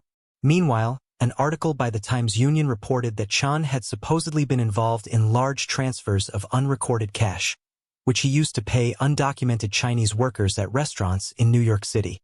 He reportedly also transported the workers to their jobs and back and provided accommodation in cities that were too far away for bus trips. Even more damningly, 18 mattresses were found on the basement floor of the family's home. The Times-Union also claimed that the weekly card game Chen ran had racked up about $100,000 in debt. However, this is where that lead dries up. Authorities have said that while the organized crime theory hasn't been discounted, they have yet to find any solid leads in the case. The only other theory explored in the case was a possible connection between the Chen family murders and 2 other family killings that occurred around the same time. In 2014, a family of 4 was shot and killed in their Houston, Texas home. Similarly, in 2011, a married couple and the wife's sister were found stabbed to death in their Mississippi residence. However, no definitive links have been established between these crimes. By 2015, investigators had pursued 600 leads, a surprisingly low number for such a serious case. A reporter from World Journal suggested that she and her colleagues suspected the family may have known more than they disclosed. The Chan's funeral took place a month after their deaths to allow time for relatives from overseas to attend. They were laid to rest at All Faith Cemetery in Middle Village, Queens. The case remains unsolved, and a $5,000 reward is still being offered for information leading to an arrest. Anyone with knowledge of the Chen family murders is encouraged to report it at capitalregionalcrimestoppers.com. https://capitalregionalcrimestoppers.com. Moving on to the next case. Melissa Tremblay. A girl went out for a walk and disappeared under mysterious circumstances. The police quickly joined the search, uncovering a series of eerie clues along the way. Despite their efforts, the case remained unsolved for 30 years. However, investigators eventually managed to crack it, revealing a shocking truth. Yet, even after the case was solved, some questions remain unanswered, leaving parts of the story still shrouded in mystery. Melissa Tremblay was born on March 1, 1977, in Lawrence, Massachusetts. Just a month after birth, her biological parents gave her up for adoption, and she was welcomed into the home of Jeanette and Robert Tremblay. Melissa grew up in Salem, New Hampshire, where she was an energetic and lively child. Her interests included fashion, singing, and reading, and she quickly made many friends at school.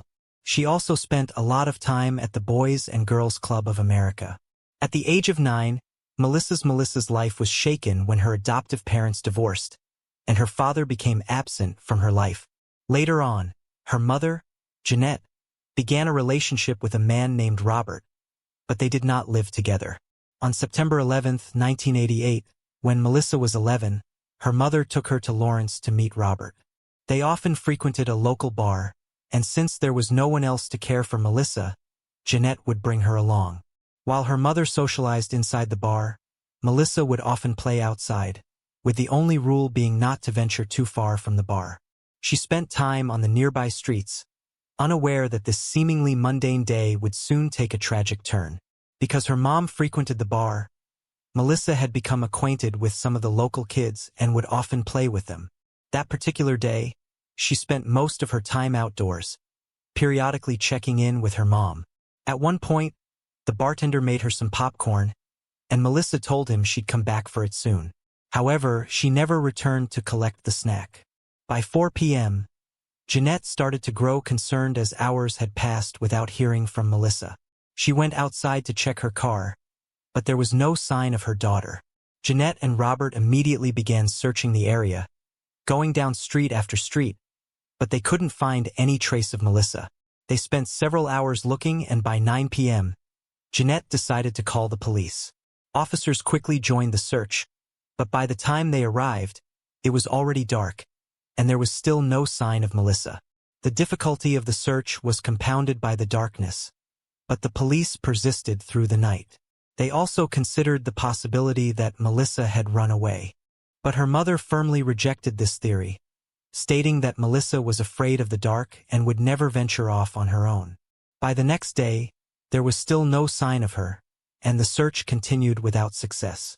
It wasn't until around 3 p.m. when a railroad worker made a call that would change the course of the investigation. The worker was conducting a routine inspection of an old rail yard located just a few hundred yards from the bar.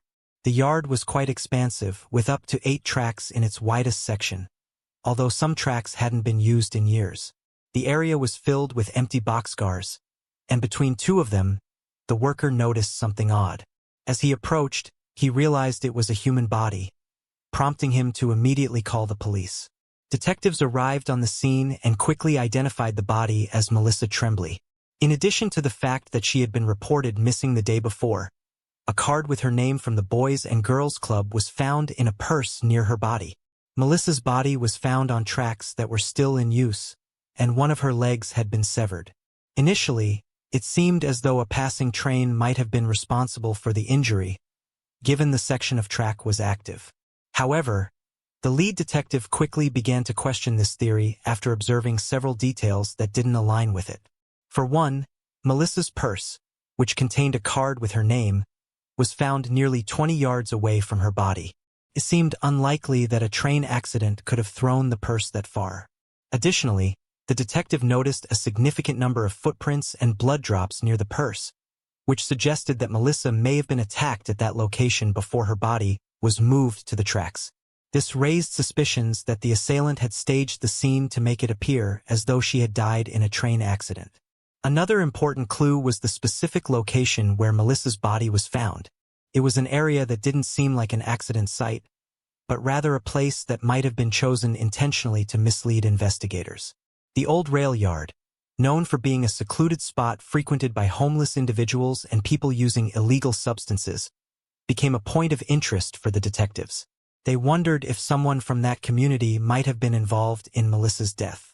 As the body was sent for examination, police focused on collecting clues and speaking with potential witnesses to piece together the timeline of events. The first witness they interviewed was an employee from the railroad company.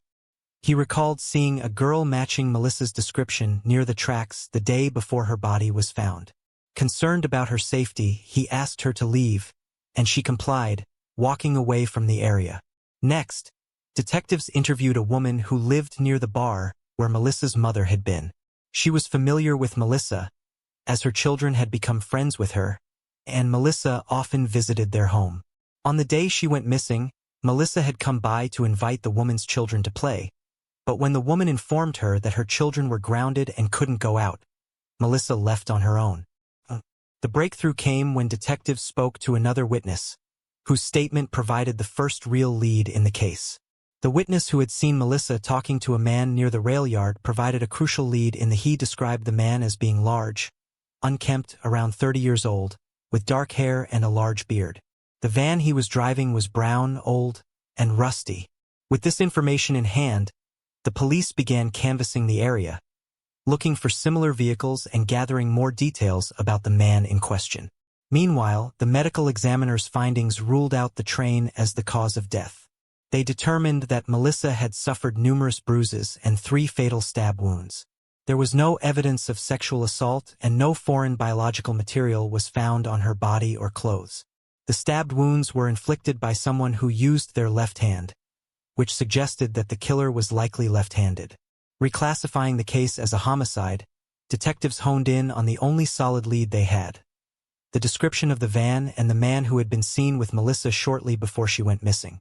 The search for the suspect intensified, but they still faced significant challenges in connecting the dots. The police concentrated on finding similar vehicles in the area, but repeatedly hit dead ends. The challenge was that even if they found the right van, linking its owner to the murder would be nearly impossible without a confession. DNA analysis was not impossible without a confession. DNA analysis was not yet in use, and there were no additional pieces of evidence, like Melissa's belongings or fingerprints, likely to be found in the van. The police also kept trying to find new witnesses. They interviewed several hundred residents in the area, but this effort yielded no results. Detectives continued searching for the van and other clues for several months, but the case eventually went cold. Melissa's murder received significant media coverage, and many people began blaming her mother for what happened. They were outraged that Jeanette let her 11-year-old daughter wander the streets alone, especially near such a dangerous place as a rail yard. What infuriated them even more was that while Melissa roamed the streets for hours unattended, her mother was drinking in a bar. Rumors began spreading in the newspapers that Jeanette had developed a drinking problem after her divorce and was struggling with her parental responsibilities. People also started blaming social services for failing Melissa by not intervening in the situation. Amid all these accusations, Jeanette refused to speak with media or answer their questions. When reporters reached out to Child Protective Services, they stated they were aware of the family's complicated situation and had tried to take some measures, but revoking Jeanette's parental rights had never been considered. Since then, there had been no progress in the case. Police repeatedly reviewed it and examined potential suspects, but this yielded no results. In 2000, 12 years after the murder, investigators identified their first potential suspect, Tommy Lynn Sells. He confessed to 22 murders, and investigators in Melissa's case found that many details of his crime closely matched those of her murder. Moreover, Tommy resembled the van driver seen with the girl, and he often spent nights in empty boxcars while traveling across various states. Detectives began investigating his possible involvement in Melissa's murder, but they eventually concluded that he was unlikely to be responsible. They couldn't find any evidence placing Tommy near Lawrence at that time. Instead, they determined he was probably in another state. The case remained cold for several more years until 2013, when detectives unexpectedly obtained a new lead. They arrested a man from Lawrence for an unrelated case, and during questioning, he suddenly claimed to know some details about Melissa Tremblay's murder. The man said that in 1988, when he was just 13, he used to steal cars for a living. He spent a lot of time on the streets looking for suitable vehicles, and on the day Melissa disappeared, he saw a girl resembling her. She was sitting on the steps of that same bar, and next to her was a man named Mike. The witness knew Mike, but his family had warned him to stay away from that man because of his questionable reputation. The boy walked past them, and about 10 minutes later, on his way back, he saw the girl leaving the bar with Mike. At some point, another man whom the witness didn't recognize approached them, and the three of them continued walking together. The police asked the witness why he had remained silent for 25 years. He replied that at the time, he didn't want any unnecessary contact with the police. However, when he learned about Melissa's murder and realized he might have seen her, he asked his brother if he should tell someone, but he advised him to stay quiet. However, the detectives immediately found a serious contradiction in the story. According to the witness, he saw the girl on the bar steps when it was already dark outside, but Melissa was reported missing around 4 p.m. when it was still daylight. Given that all the bar patrons and staff were aware of her disappearance, and her mother had been searching for her for hours, the detectives found it highly unlikely that Melissa could have been right outside the bar without being noticed.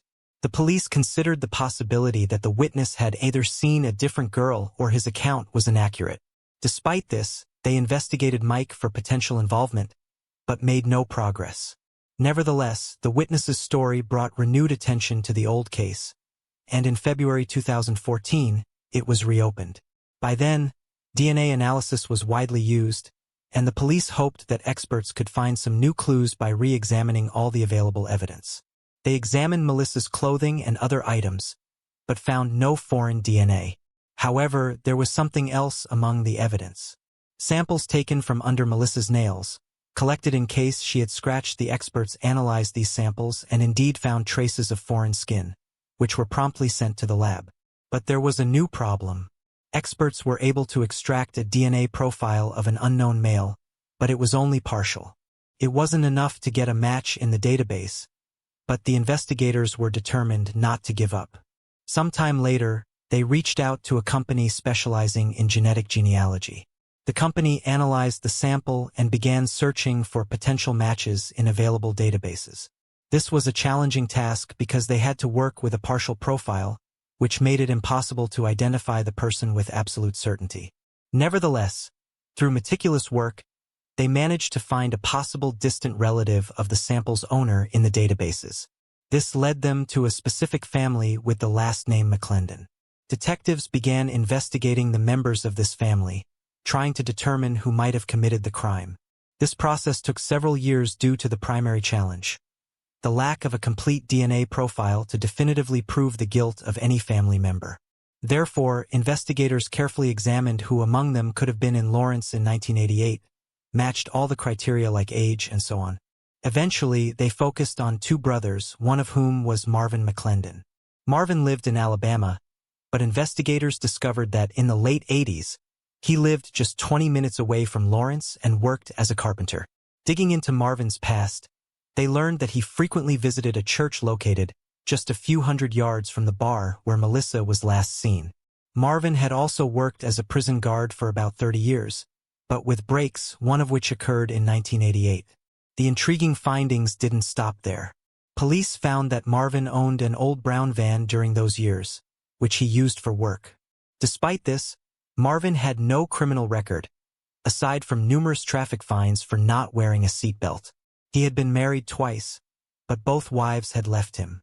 He had two sons from his first marriage, but was not actively involved in their lives. Finally, Marvin was left-handed, unlike all his close male relatives. While detectives were investigating this suspect, Melissa's mother passed away in February 2015 at the age of 70. She had struggled with a severe illness for a long time and never found out who killed her daughter. After gathering all the information on Marvin and checking his other relatives, detectives concluded that he was the most likely perpetrator. In 2021, they went to Alabama to question him about that time in the late 80s. Eventually, they brought up the murder of Melissa Tremblay, and Marvin claimed he had nothing to do with it. When told that DNA from one of his close relatives was found on the victim, Marvin suggested that the killer might be his brother. That same year, Marvin voluntarily provided his DNA sample, but experts still couldn't establish a complete match.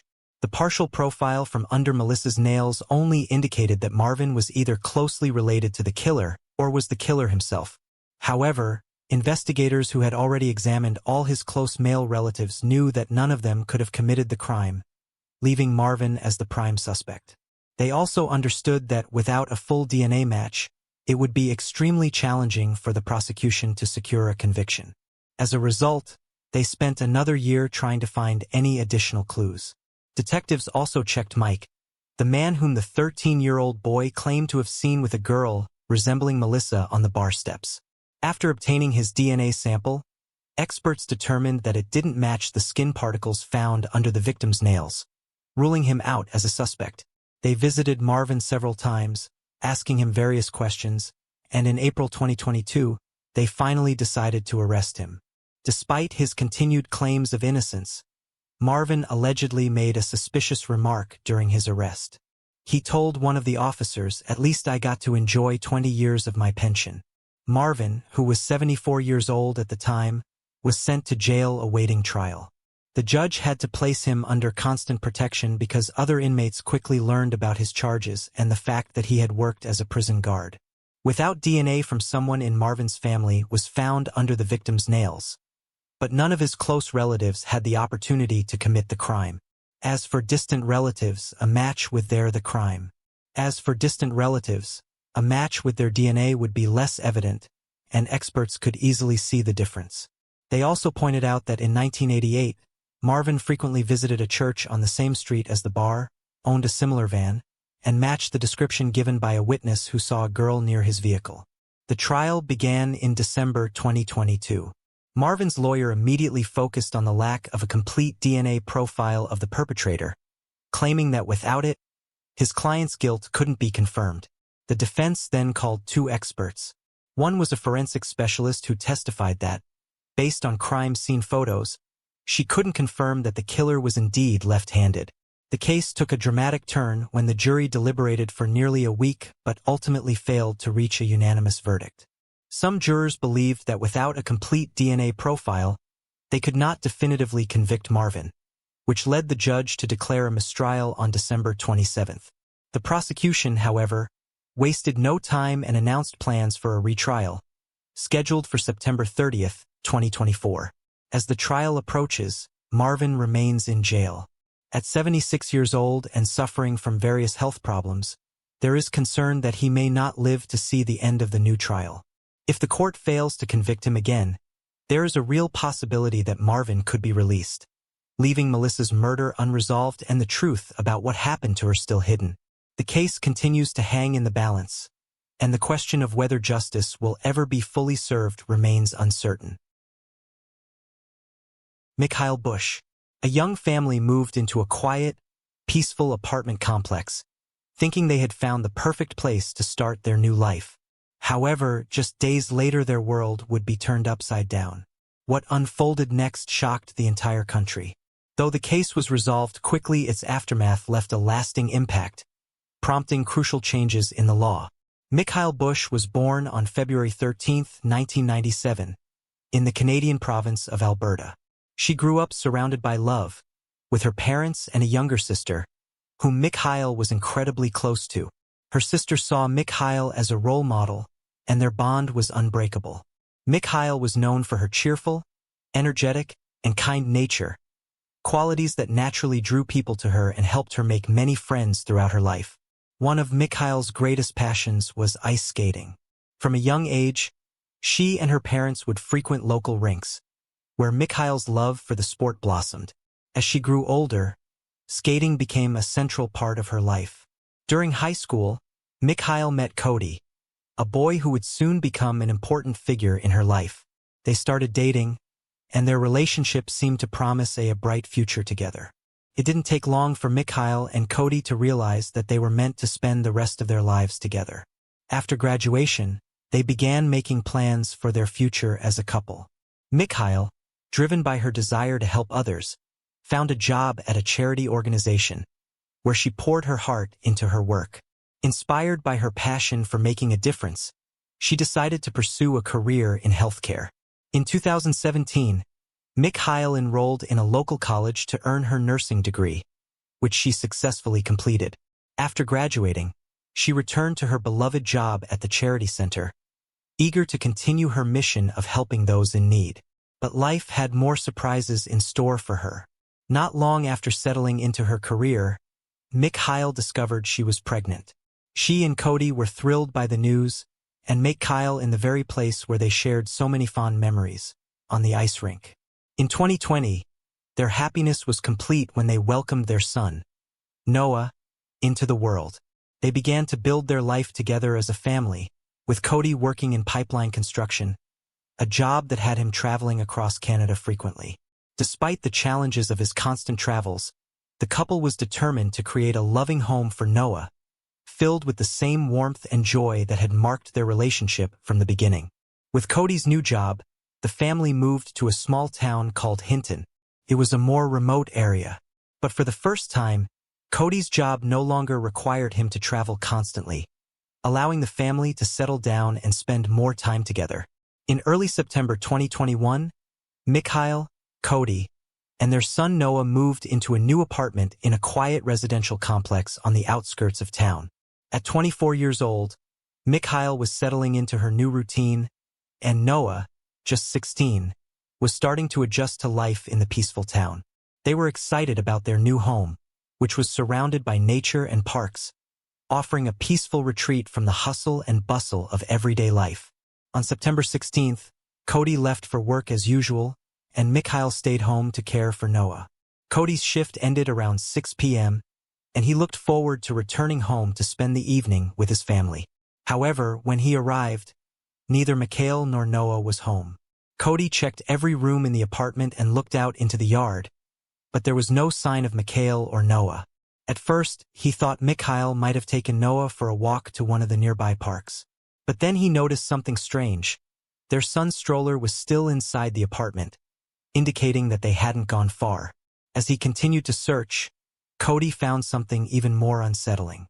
On the kitchen table, there were plates with half-prepared food, as though Mikail had started making lunch, but had abruptly stopped and left the house. Panic started to set in. Cody decided to check the nearby parks and playgrounds, hoping to find Mikail and Noah enjoying the outdoors. But after searching the entire area with no luck, he returned home, feeling more desperate.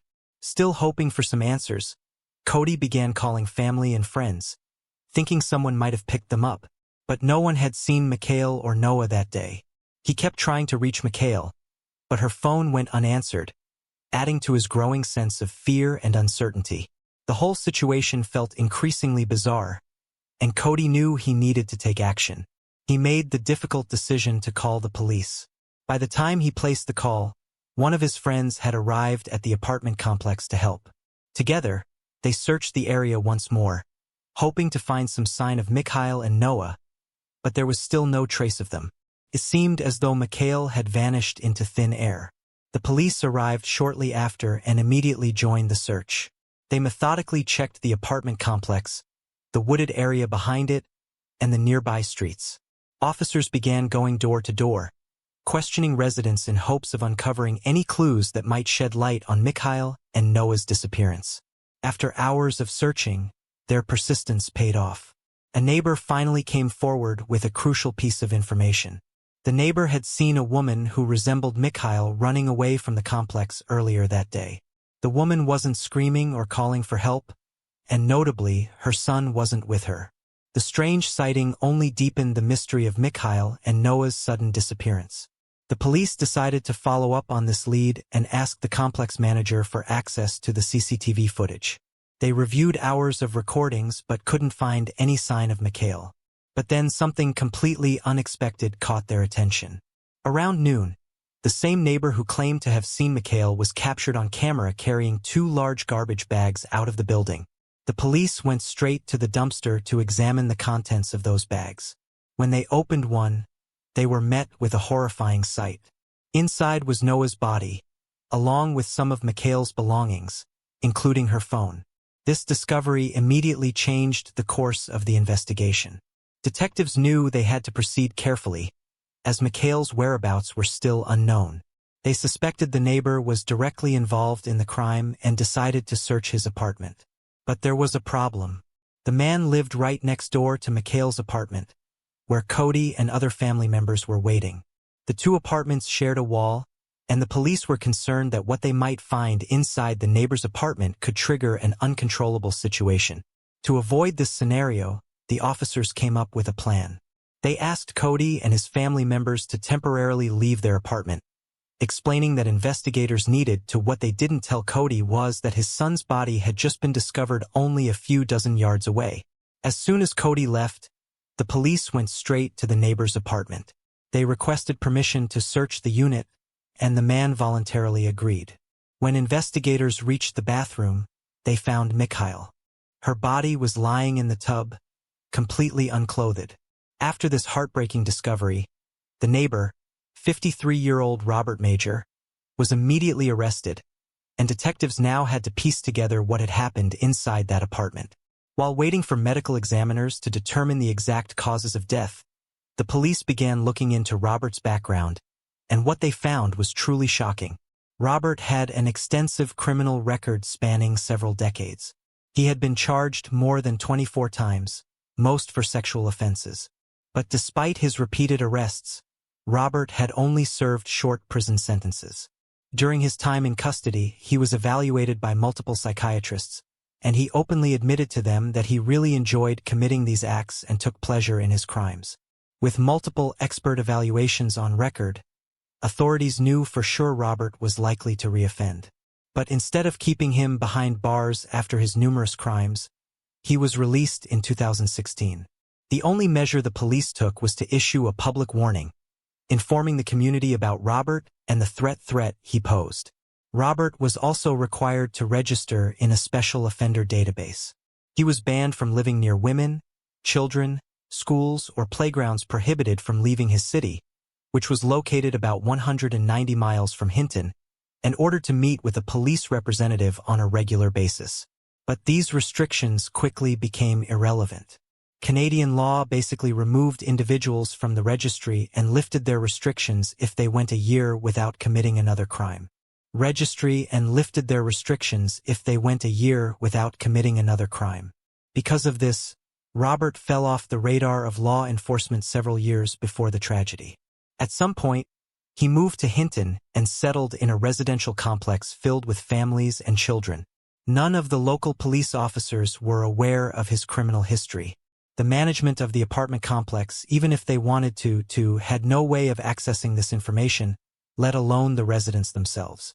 Medical experts soon completed their examination of the bodies, while Robert, shortly after his arrest, gave a partial confession, and his words shocked even the most seasoned investigators.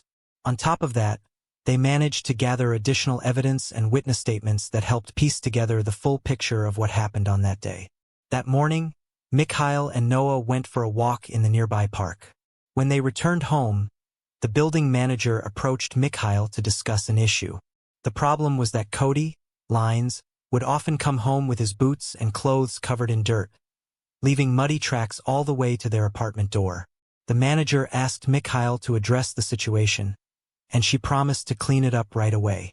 After their conversation, Mikail went back inside, put Noah down for a nap, and started preparing lunch. Around this time, she also called a friend. This friend later recalled hearing a knock at Mikail's door during their conversation, followed by a man's voice. He offered to help clean the hallway, but the friend didn't catch the rest of the exchange. Shortly after, Mikail returned to the kitchen, finished her call, and sent a message to a family member around 2 p.m. From there, one critical question remained unanswered for investigators. How did Mikail end up in Robert's apartment? Robert himself refused to clarify this particular moment, leaving to speculate. Perhaps he lured her there under some pretense, maybe by continuing the conversation about cleaning the hallway or asking for her help with something else. One way or another, Mikail ended up inside Robert's apartment, and this is where his confession began. Almost immediately after she walked through the door, he attacked her and tried to strangle her, but for nearly 10 minutes he struggled to succeed. In the end, he managed her. He then dragged her body to the bathroom before heading to her apartment, where he took Noah and ended his life as well. After committing these horrific acts, Robert placed Noah's body, along with Mikail's clothes and belongings, into garbage bags and dumped them in a container outside the building. It seemed he had no further plan as Mikail's body was simply left in the bathroom. Although, he tried to mislead investigators by claiming that Mikail had run off from the complex, possibly hoping that police wouldn't think to look inside his apartment. As for his motives, they remain unclear. The details of the case, including the full account of his confession, were never made fully public. Investigators shared only bits of information with media, leaving room for speculation. The reason behind Mikail's murder was relatively straightforward.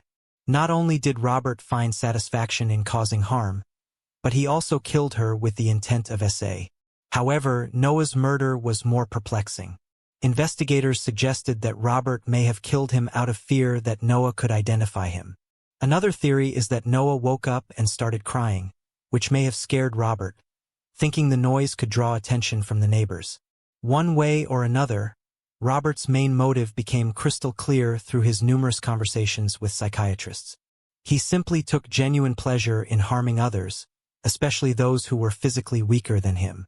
It's worth noting that even prison didn't stop him. During one of his previous sentences, Robert assaulted a cellmate, which led to additional charges. With news of this case spread across the country, many were horrified, not only by the brutality of the crime but also by the fact that such a dangerous man had been allowed to live freely. Public outrage grew even stronger when details of what happened during the trial came to light, but more on that later. Robert openly admitted to psychiatrists that he enjoyed committing such crimes, and all of them agreed there was a very high likelihood he would do it again. But despite this, he was released back into society, and eventually, authorities stopped monitoring him altogether. The residents of that complex had no way of knowing about his criminal past either. Even if he had remained on a sex offender registry, the system in Canada works very differently than in the US. In Canada, only law enforcement officials can access the registry, not the general public. This left many Canadians outraged as the laws prioritized protecting the privacy of a family had moved into that complex just 15 days before the tragedy, only to become victims of a man who lived literally next door. This devastating injustice pushed Cody and the rest of the family to fight for change. They became actively involved in drafting a new piece of legislation named in Noah's memory. The main goal of the bill was to ensure that repeat offenders are monitored for their entire lives, not just for a short period after their release. The bill that was proposed sought to create a public registry of offenders like Robert, making it easier for people to check if someone with a criminal past was living in their neighborhood. The intention was to prevent future harm and give communities a sense of security. Robert, however, didn't try to deny his guilt. He admitted to his crimes and was sentenced to life in prison. Despite being behind bars for the rest of his life, Robert expressed a disturbing belief that he was still a good person, despite his past actions. In the end, he was sentenced to life in prison, but with the possibility of parole in 25 years. If he lives that long, he would be 78 years old by the time of his eligibility for parole.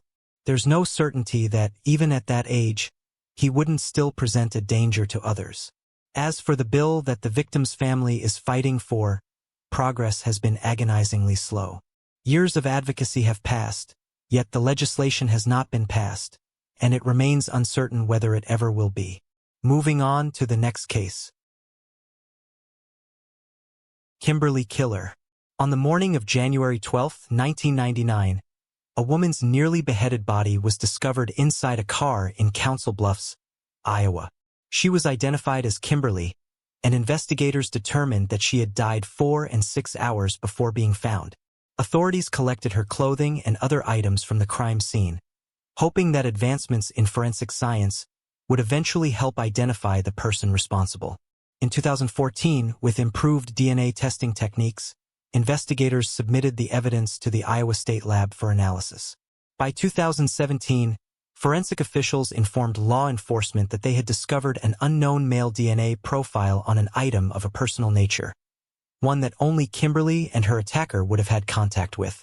In August 2020, investigators compiled a list of 6 men who may have been in contact with Kimberly in the final hours of her life.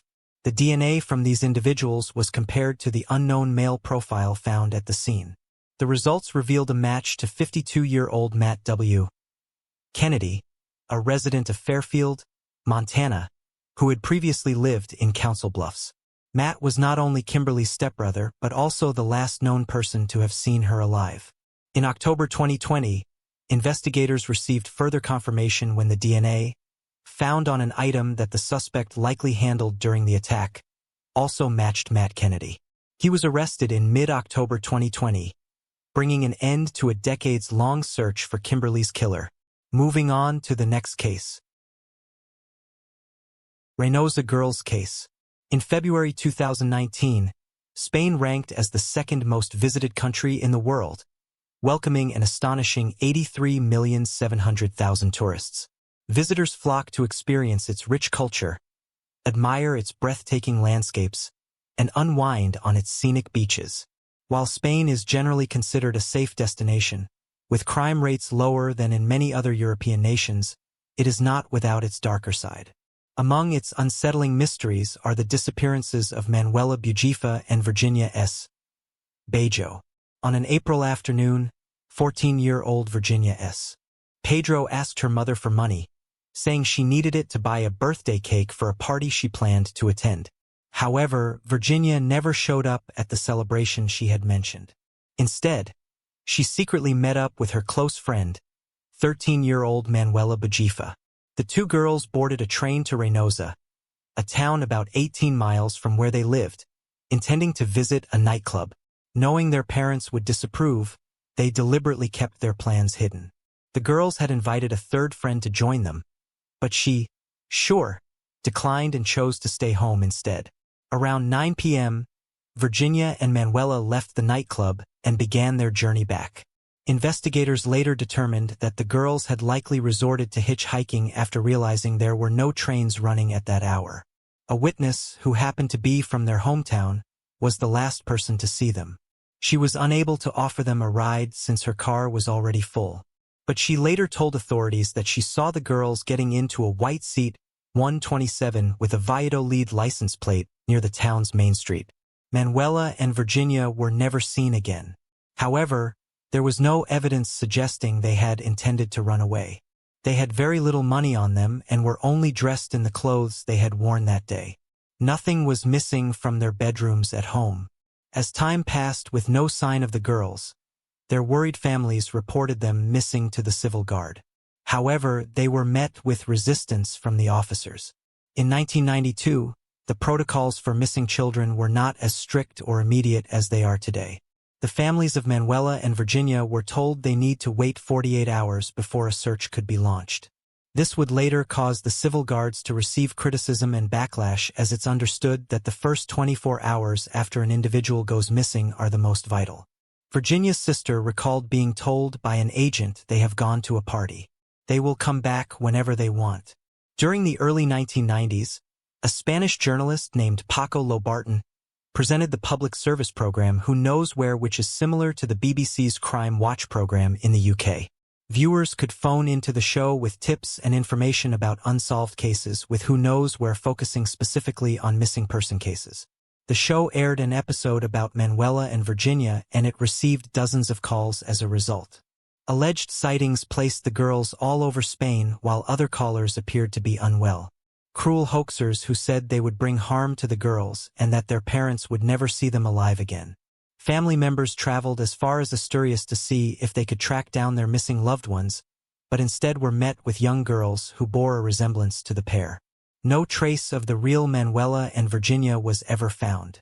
In October of 1994, a group of friends walking near the Rey K. Hardar Reservoir, about 25 miles from where the girls were last seen, found two skulls.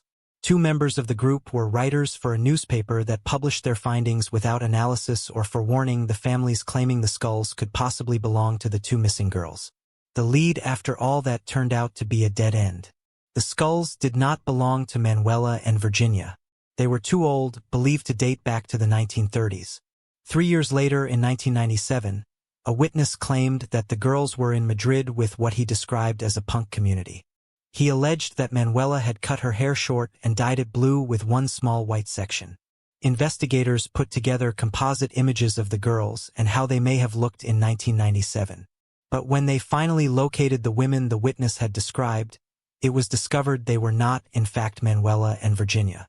In February 2001, 2 more skulls were discovered, but they were determined to belong to victims of the Civil War.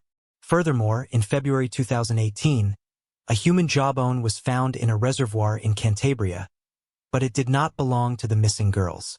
Then in 2021, new hope came for the families of Manuela and Virginia when a woman called into a TV program about unsolved cases to tell them that 1 year before the girls went missing, she and one of her friends had suffered an attempted kidnapping. After alerting the TV show, the woman gave a statement to the civil guard, which led to a new line of inquiry being investigated.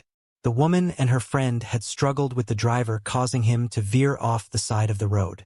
She and her friend then took the opportunity to flee.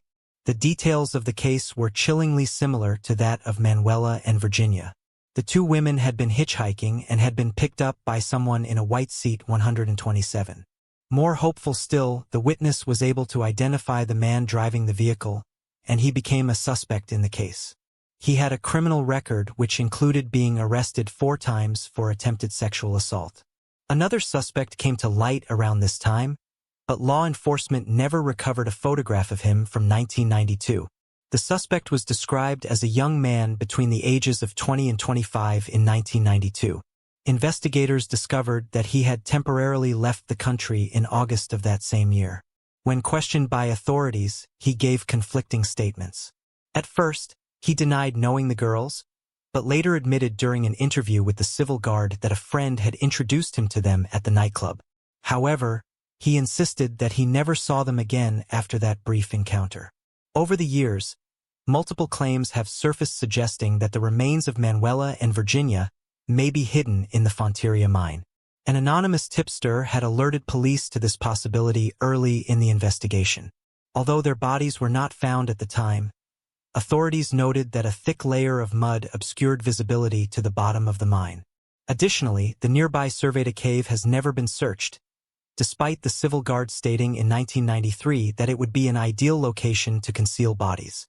In 2021, the civil guard reopened the case, but even now, Manuela, Virginia, and their families are still awaiting justice. The disappearance of Selene Fghart. A young French woman embarked on a journey to Britain to visit her relatives for Christmas, but she mysteriously disappeared along the way. Authorities swiftly launched an extensive search, and the case quickly gained widespread media attention in both France and the UK. As investigators followed a series of clues, they inched closer to uncovering the truth, only to find something far more disturbing than they had anticipated. Selene Fghart was born on May 23, 1976, in Besançon, a quiet and picturesque town near the Swiss border in France. Selene was raised in a warm and caring household alongside her parents, 2 brothers and a sister.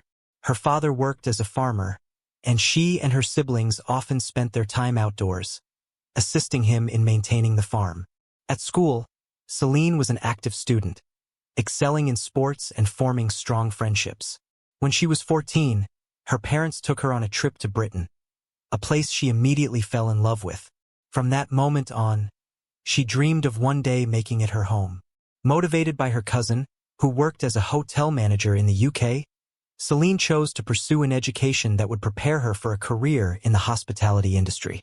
After completing school, she enrolled in a local university to study accounting while continuing to visit her cousin in England whenever she had the chance. One summer, he helped her secure a job at a hotel, allowing her to gain hands-on experience before eventually returning home. In late 1995, at the age of 19, Selene made plans to visit Britain once again for the Christmas holiday. During that time, public train services in France were facing disruptions, prompting her parents to seek alternative travel arrangements. They reached out to a family friend, a truck driver, who agreed to give Selene a ride to Folkestone while delivering cargo to England. From there, she intended to continue her journey to Fordingbridge, a town approximately 150 miles, 250 kilometers away, where her cousin lived. On December 18th, Selene set off, expecting to reach her cousin's hotel by the evening. Her parents waited for her call to confirm she had arrived safely. But as the night wore on, there was no word from her. Without a mobile phone, Selene's family had no way to contact her and could only wait, hoping she would eventually arrive at the hotel. That night, they finally received a call, but it wasn't from Selene.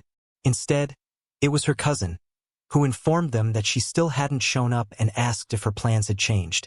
Growing increasingly anxious, her parents, left with no other options, decided to reach out to the police. French authorities immediately contacted their British counterparts, who wasted no time in launching a search for the missing young woman. The first step in the investigation was speaking with Selene's parents, who traveled to England to assist with the case. They informed the police about the family friend, a truck driver, who had offered Selene a ride to the UK. Investigators managed to track him down, and he confirmed that he had dropped her off in Folkestone before heading in a different direction. While at the truck stop, he had encountered another French trucker who was traveling to Newbury, a town roughly an hour's drive from Selene's cousin's hotel. The second driver agreed to give Selene a ride, and investigators were able to track him down as well. He informed the police that he had dropped her off at a truck stop in Newbury. While there, she attempted to use a payphone to contact her cousin and arrange for a pickup, but for some unknown reason, she was unable to get through. By that point, it was already 4:30 p.m. The driver suggested that she take a train to her cousin's town, but there was a complication. The nearest train station was several dozen miles away, and he couldn't drive her there since his delivery route took him in a different direction. Wanting to assist her, he began asking other truckers in the parking lot if anyone could offer Selene a ride. The first trucker he approached declined, explaining that he planned to rest before continuing his journey. However, the second trucker agreed, mentioning that he was heading to Salisbury, which was only about a 30-minute drive from Selene's cousin's town. He even mentioned she could probably catch an 8 p.m. bus from there. With no other options left, Selene went with the third driver, and that's where her trail disappeared.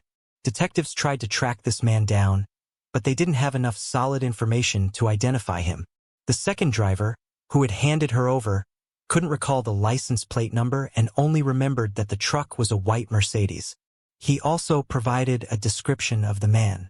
He was around 35 years old, had short blonde hair and a beard.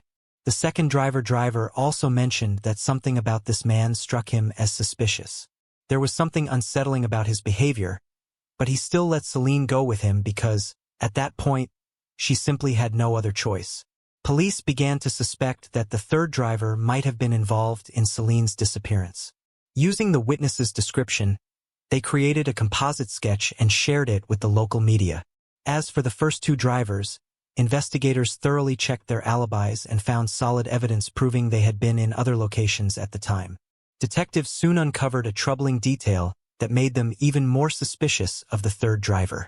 Remember how he told Selene she could catch an evening bus to her cousin's town from Salisbury? Well, it turned out that no such bus existed. Investigators wasted no time getting the word out about they shared her story, along with the suspect's composite sketch, through newspapers and TV. The case quickly grabbed national attention in both Britain and France. It was just days before Christmas, and the disappearance of a young woman during the holiday season struck a chord with the public. On top of that, there were fears that Selene might have fallen victim to a serial killer. Over the past 2 years, several young women had been murdered in the same area. Police believed these cases were linked to a single perpetrator, and now they were worried Selene's disappearance could be connected to him. As a result, the local police launched a full-scale search. Over 100 officers were assigned to the case, along with helicopters and even an airplane to scan the area from above. They concentrated their efforts along the route the third driver was believed to have taken with Selene, but despite all their efforts, they found no trace of her. Unfortunately, the first week of the search yielded no results. Both the police and Selene's family made numerous public appeals, urging anyone who might know something about her whereabouts or the driver himself to come forward. But every lead they followed quickly turned into a dead end. This went on for over a week, until the morning of December 29th, when police received a chilling call. A man driving near the town of Worcester had pulled over to adjust his windshield wipers. While walking along the roadside, he noticed something odd partially covered by snow. Curious, he went closer and, to his horror, realized it was a human body. Shaken, he immediately rushed home and called the police. Officers arrived at the scene and found the body of a young woman, but at first, they couldn't identify her.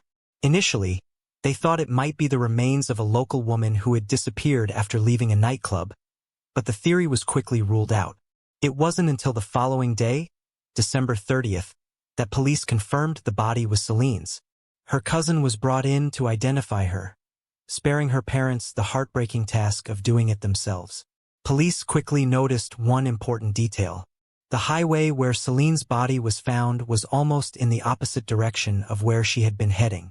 This only strengthened their theory that the truck driver who had given her a ride was likely responsible for her murder.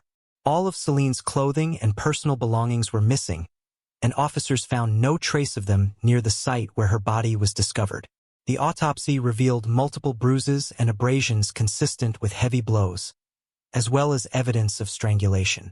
Medical examiners also found signs of SA on Selene's body, but there was no biological material that could lead them to the perpetrator. One chilling detail stood out. The examiners determined that Selene's body had likely been left by the roadside only about 24 hours before it was found. With 11 days having passed since her disappearance, detectives speculated that the killer may have kept her alive for most of that time or even transported her body with him. The second driver who had helped Selene mentioned that the suspect's truck was equipped with an industrial freezer, which suggested the killer could have preserved her body at low temperatures for days. Despite all this, the police still had no solid leads on the driver's identity. However, a conversation with Selene's parents revealed an intriguing detail. She had been carrying 2 bottles of champagne as Christmas gifts. These, along with all her other belongings, were never found. It seemed likely that the killer had taken them, which gave investigators a potential new angle to explore. This champagne was a specific French brand that wasn't sold in Britain, making those 2 bottles completely unique in the country. Police decided to use this as leverage and sent information about the bottles to the media, along with photos of identical champagne. They hoped that the perpetrator might have shown them to someone or even shared them with friends or family. But unfortunately, this lead also went nowhere. Without any other leads in hand, investigators decided to take an unprecedented step. Despite the absence of the perpetrator's DNA on the victim's body, in early January of the following year, they initiated the first mass DNA collection in Britain's history. The police focused their efforts on drivers of Mercedes trucks and similar models. This process took over a month, and detectives managed to test more than 5,000 drivers. Most of them willingly provided their samples, but there were some who refused. Investigators put them on a separate list for further scrutiny, thinking that one of those individuals might be the killer. Meanwhile, Selene's case continued to gain widespread attention in both British and French media. The police received thousands of tips and leads, but unfortunately, none of them brought the detectives any closer to catching the killer. This continued until mid-February when one tip finally caught the investigators' attention. A man called the police after seeing the suspect's sketch on the news and said it looked strikingly similar to one of his co-workers, a 36-year-old truck driver named Stuart Little. He also mentioned that Stuart drove a Mercedes truck with a refrigeration unit. This lead prompted detectives to start digging into Stuart's background. The first thing they uncovered was Stuart's extensive criminal history, though it consisted of non-violent offenses. Next, they decided to approach him carefully and ask for a DNA sample, presenting it as a routine part of their investigation involving thousands of drivers across Britain. However, Stuart refused to provide a sample, which only deepened their suspicions. After several more attempts to persuade him, though, Stuart eventually gave in and agreed to the test. As soon as they had his DNA, the police secured a warrant to search his truck. That's when they found their first major evidence: traces of blood on the mattress in the sleeping area and in other parts of the cab. Testing confirmed it was Selene's blood, and that was enough for an arrest. The police also obtained a warrant to search Stuart's house. In his garage, they discovered Selene's personal belongings, the ones she had with her when she disappeared. But that wasn't all. Investigators noticed something odd about Stuart's tachograph, the device truck drivers are required to use by law to track their driving hours. It appeared that on the day Selene's body was dumped, Stuart had deliberately sealed information about his movements. However, he made a mistake. After disposing of the body, he resumed work without filling in the missing data. This created a suspicious gap in his driving log, which detectives believed corresponded to the time he transported Selene's body to the roadside. During his first interrogation, Stuart denied any involvement in the murder, claiming he had never even picked up Selene. But when police brought in the other driver, who identified Stuart in a lineup, his story changed. He now admitted to giving Selene a ride and claimed they had consensual intercourse. As for her belongings found in his garage, Stuart insisted she had simply forgotten them when he dropped her off. Naturally, investigators weren't quick to believe Stuart's story. They continued searching for evidence and soon found a witness who had seen him the day before Selene's body was discovered. The witness spotted Stuart near a warehouse about 50 miles from where the body was found. He was seen starting a fire next to his truck, and it appeared he was burning something. When police confronted Stuart about this, he claimed he'd started the fire to warm up his truck brakes, which had supposedly frozen due to the weather. Officers decided to search the area near the warehouse, and it didn't take long for them to find something disturbing. Underneath a fence, they discovered Selene's underwear. It was stained with her blood. Piecing together all the evidence, investigators came up with the most likely timeline of events. When Stuart picked up Selene, he drove to a secluded area where he assaulted and killed her. Based on the blood evidence found in his truck, they believe Stuart kept her body on the lower bunk in his cab for 10 days while continuing to make deliveries as if nothing had happened. Shockingly, just a week after the murder, Stuart went home to celebrate Christmas with his wife and children, while Selene's body remained just a few yards away in his truck. At some point, he decided to dispose of the body. Investigators found receipts showing Stuart had purchased a shovel, an axe, and a saw, likely with the intention of dismembering her remains. However, for some reason, He abandoned that plan and simply left her body near the roadside. Detectives soon uncovered another chilling detail. The day after Christmas, Stewart gave those 2 bottles of rare French champagne to an acquaintance as a gift. When detectives questioned him about it, Stewart claimed he bought the bottles from another French truck driver. But investigators didn't believe a word of it. On top of that, they uncovered another intriguing detail. Stewart had always worn a beard, but he completely shaved it off after the murder, right around the time the suspect sketch started appearing in the news. They also figured out why Selene couldn't reach her cousin when she tried to call him from a payphone. It turned out that the UK had recently changed its phone codes, and Selene had his number written down with the old code in her notebook. Unaware of this update, she dialed the outdated number, and her call never went through. For Stewart's family, friends, and co-workers, these revelations were a complete shock. To them, he had always seemed like a devoted family man and a reliable friend. At first, many even refused to believe he could have been involved. But as the media revealed the mounting evidence against him, they had no choice but to face the horrifying truth of who Stewart really was. Stewart's trial began in October of that year, and despite the mountain of evidence against him, he stuck to his story, denying everything. But the jury didn't need long to deliberate. They unanimously found him guilty of murder, and he was sentenced to life in prison with the possibility of parole after serving at least 20 years. Soon after his sentencing, Stewart tried to appeal the verdict, claiming that the high-profile nature of the case had biased the jury, preventing him from receiving a fair trial. However, the appeals court rejected his claims. In February 2006, Stewart made another attempt to have his sentence reviewed, but once again, his appeal was denied. 10 years later, in February 2016, Stewart became eligible for parole, but his request was denied. The reason was clear. Even after spending 2 decades in prison, he still refused to admit to the crime and maintained his innocence.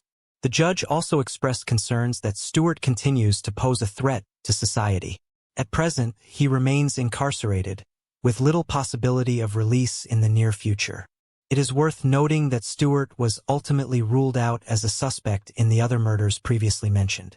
Those crimes were later attributed to a different truck driver, who was apprehended in late 1997. Although prosecutors officially linked him to only 2 murders, they suspect he may be responsible for several other unsolved cases. Regarding Stewart, investigators also theorized that Selene might not have been his only victim. However, despite the passage of time, no concrete evidence has surfaced to tie him to any additional crimes. Feel free to share your thoughts on this case in the comments section. Moving on to the next case. The Chun family tragedy.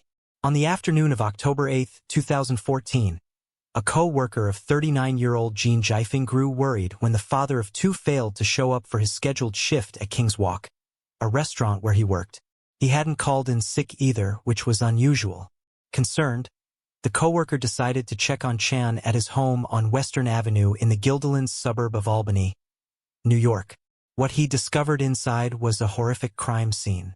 Chan and his 38-year-old wife, Hai Yilin, were originally from Huaiyu, China.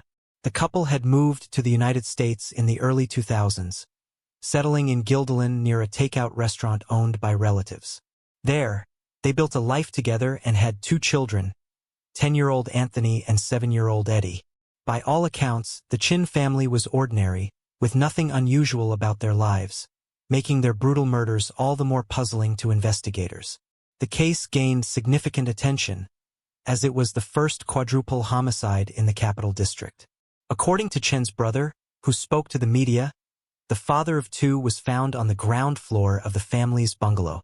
Hai and the couple's 2 children were discovered upstairs, their bodies covered by a blanket. The family had met a brutal end.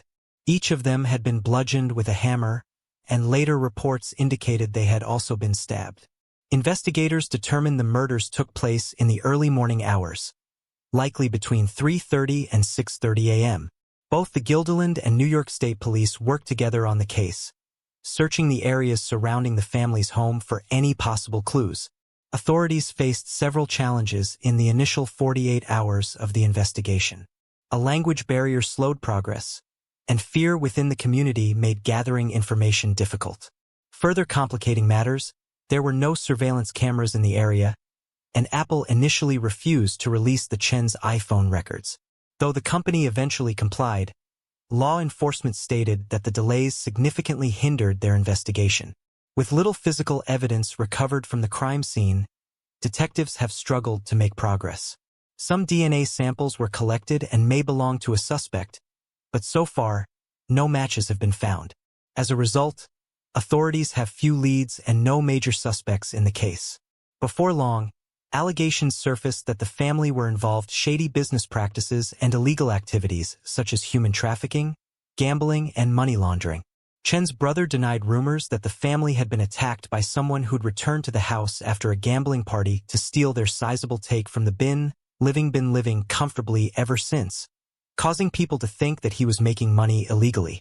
This same source alleged that Hai was in the country illegally too. Meanwhile, an article by the Times-Union reported that Chen had supposedly been involved in large transfers of unrecorded cash, which he used to pay undocumented Chinese workers at restaurants in New York City. He reportedly also transported the workers to their jobs and back and provided accommodation in cities that were too far away for bus trips.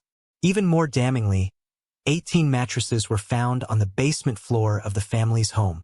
The Times-Union also claimed that the weekly card game Chen ran had racked up about $100,000 in debt. However, this is where that lead dries up. Authorities have said that while the organized crime theory hasn't been discounted, they have yet to find any solid leads in the case. The only other theory explored in the case was a possible connection between the Chen family murders and two other family killings that occurred around the same time. In 2014, a family of 4 was shot and killed in their Houston, Texas home. Similarly, in 2011, a married couple and the wife's sister were found stabbed to death in their Mississippi residence. However, no definitive links have been established between these crimes. By 2015, investigators had pursued 600 leads, a surprisingly low number for such a serious case. A reporter from World Journal suggested that she and her colleagues suspected the family may have known more than they disclosed. The Chan's funeral took place a month after their deaths to allow time for relatives from overseas to attend. They were laid to rest at All Faith Cemetery in Middle Village, Queens. The case remains unsolved, and a $5,000 reward is still being offered for information leading to an arrest. Anyone with knowledge of the Chen family murders is encouraged to report it at capitalregionalcrimestoppers.com. https://capitalregionalcrimestoppers.com. Moving on to the next case.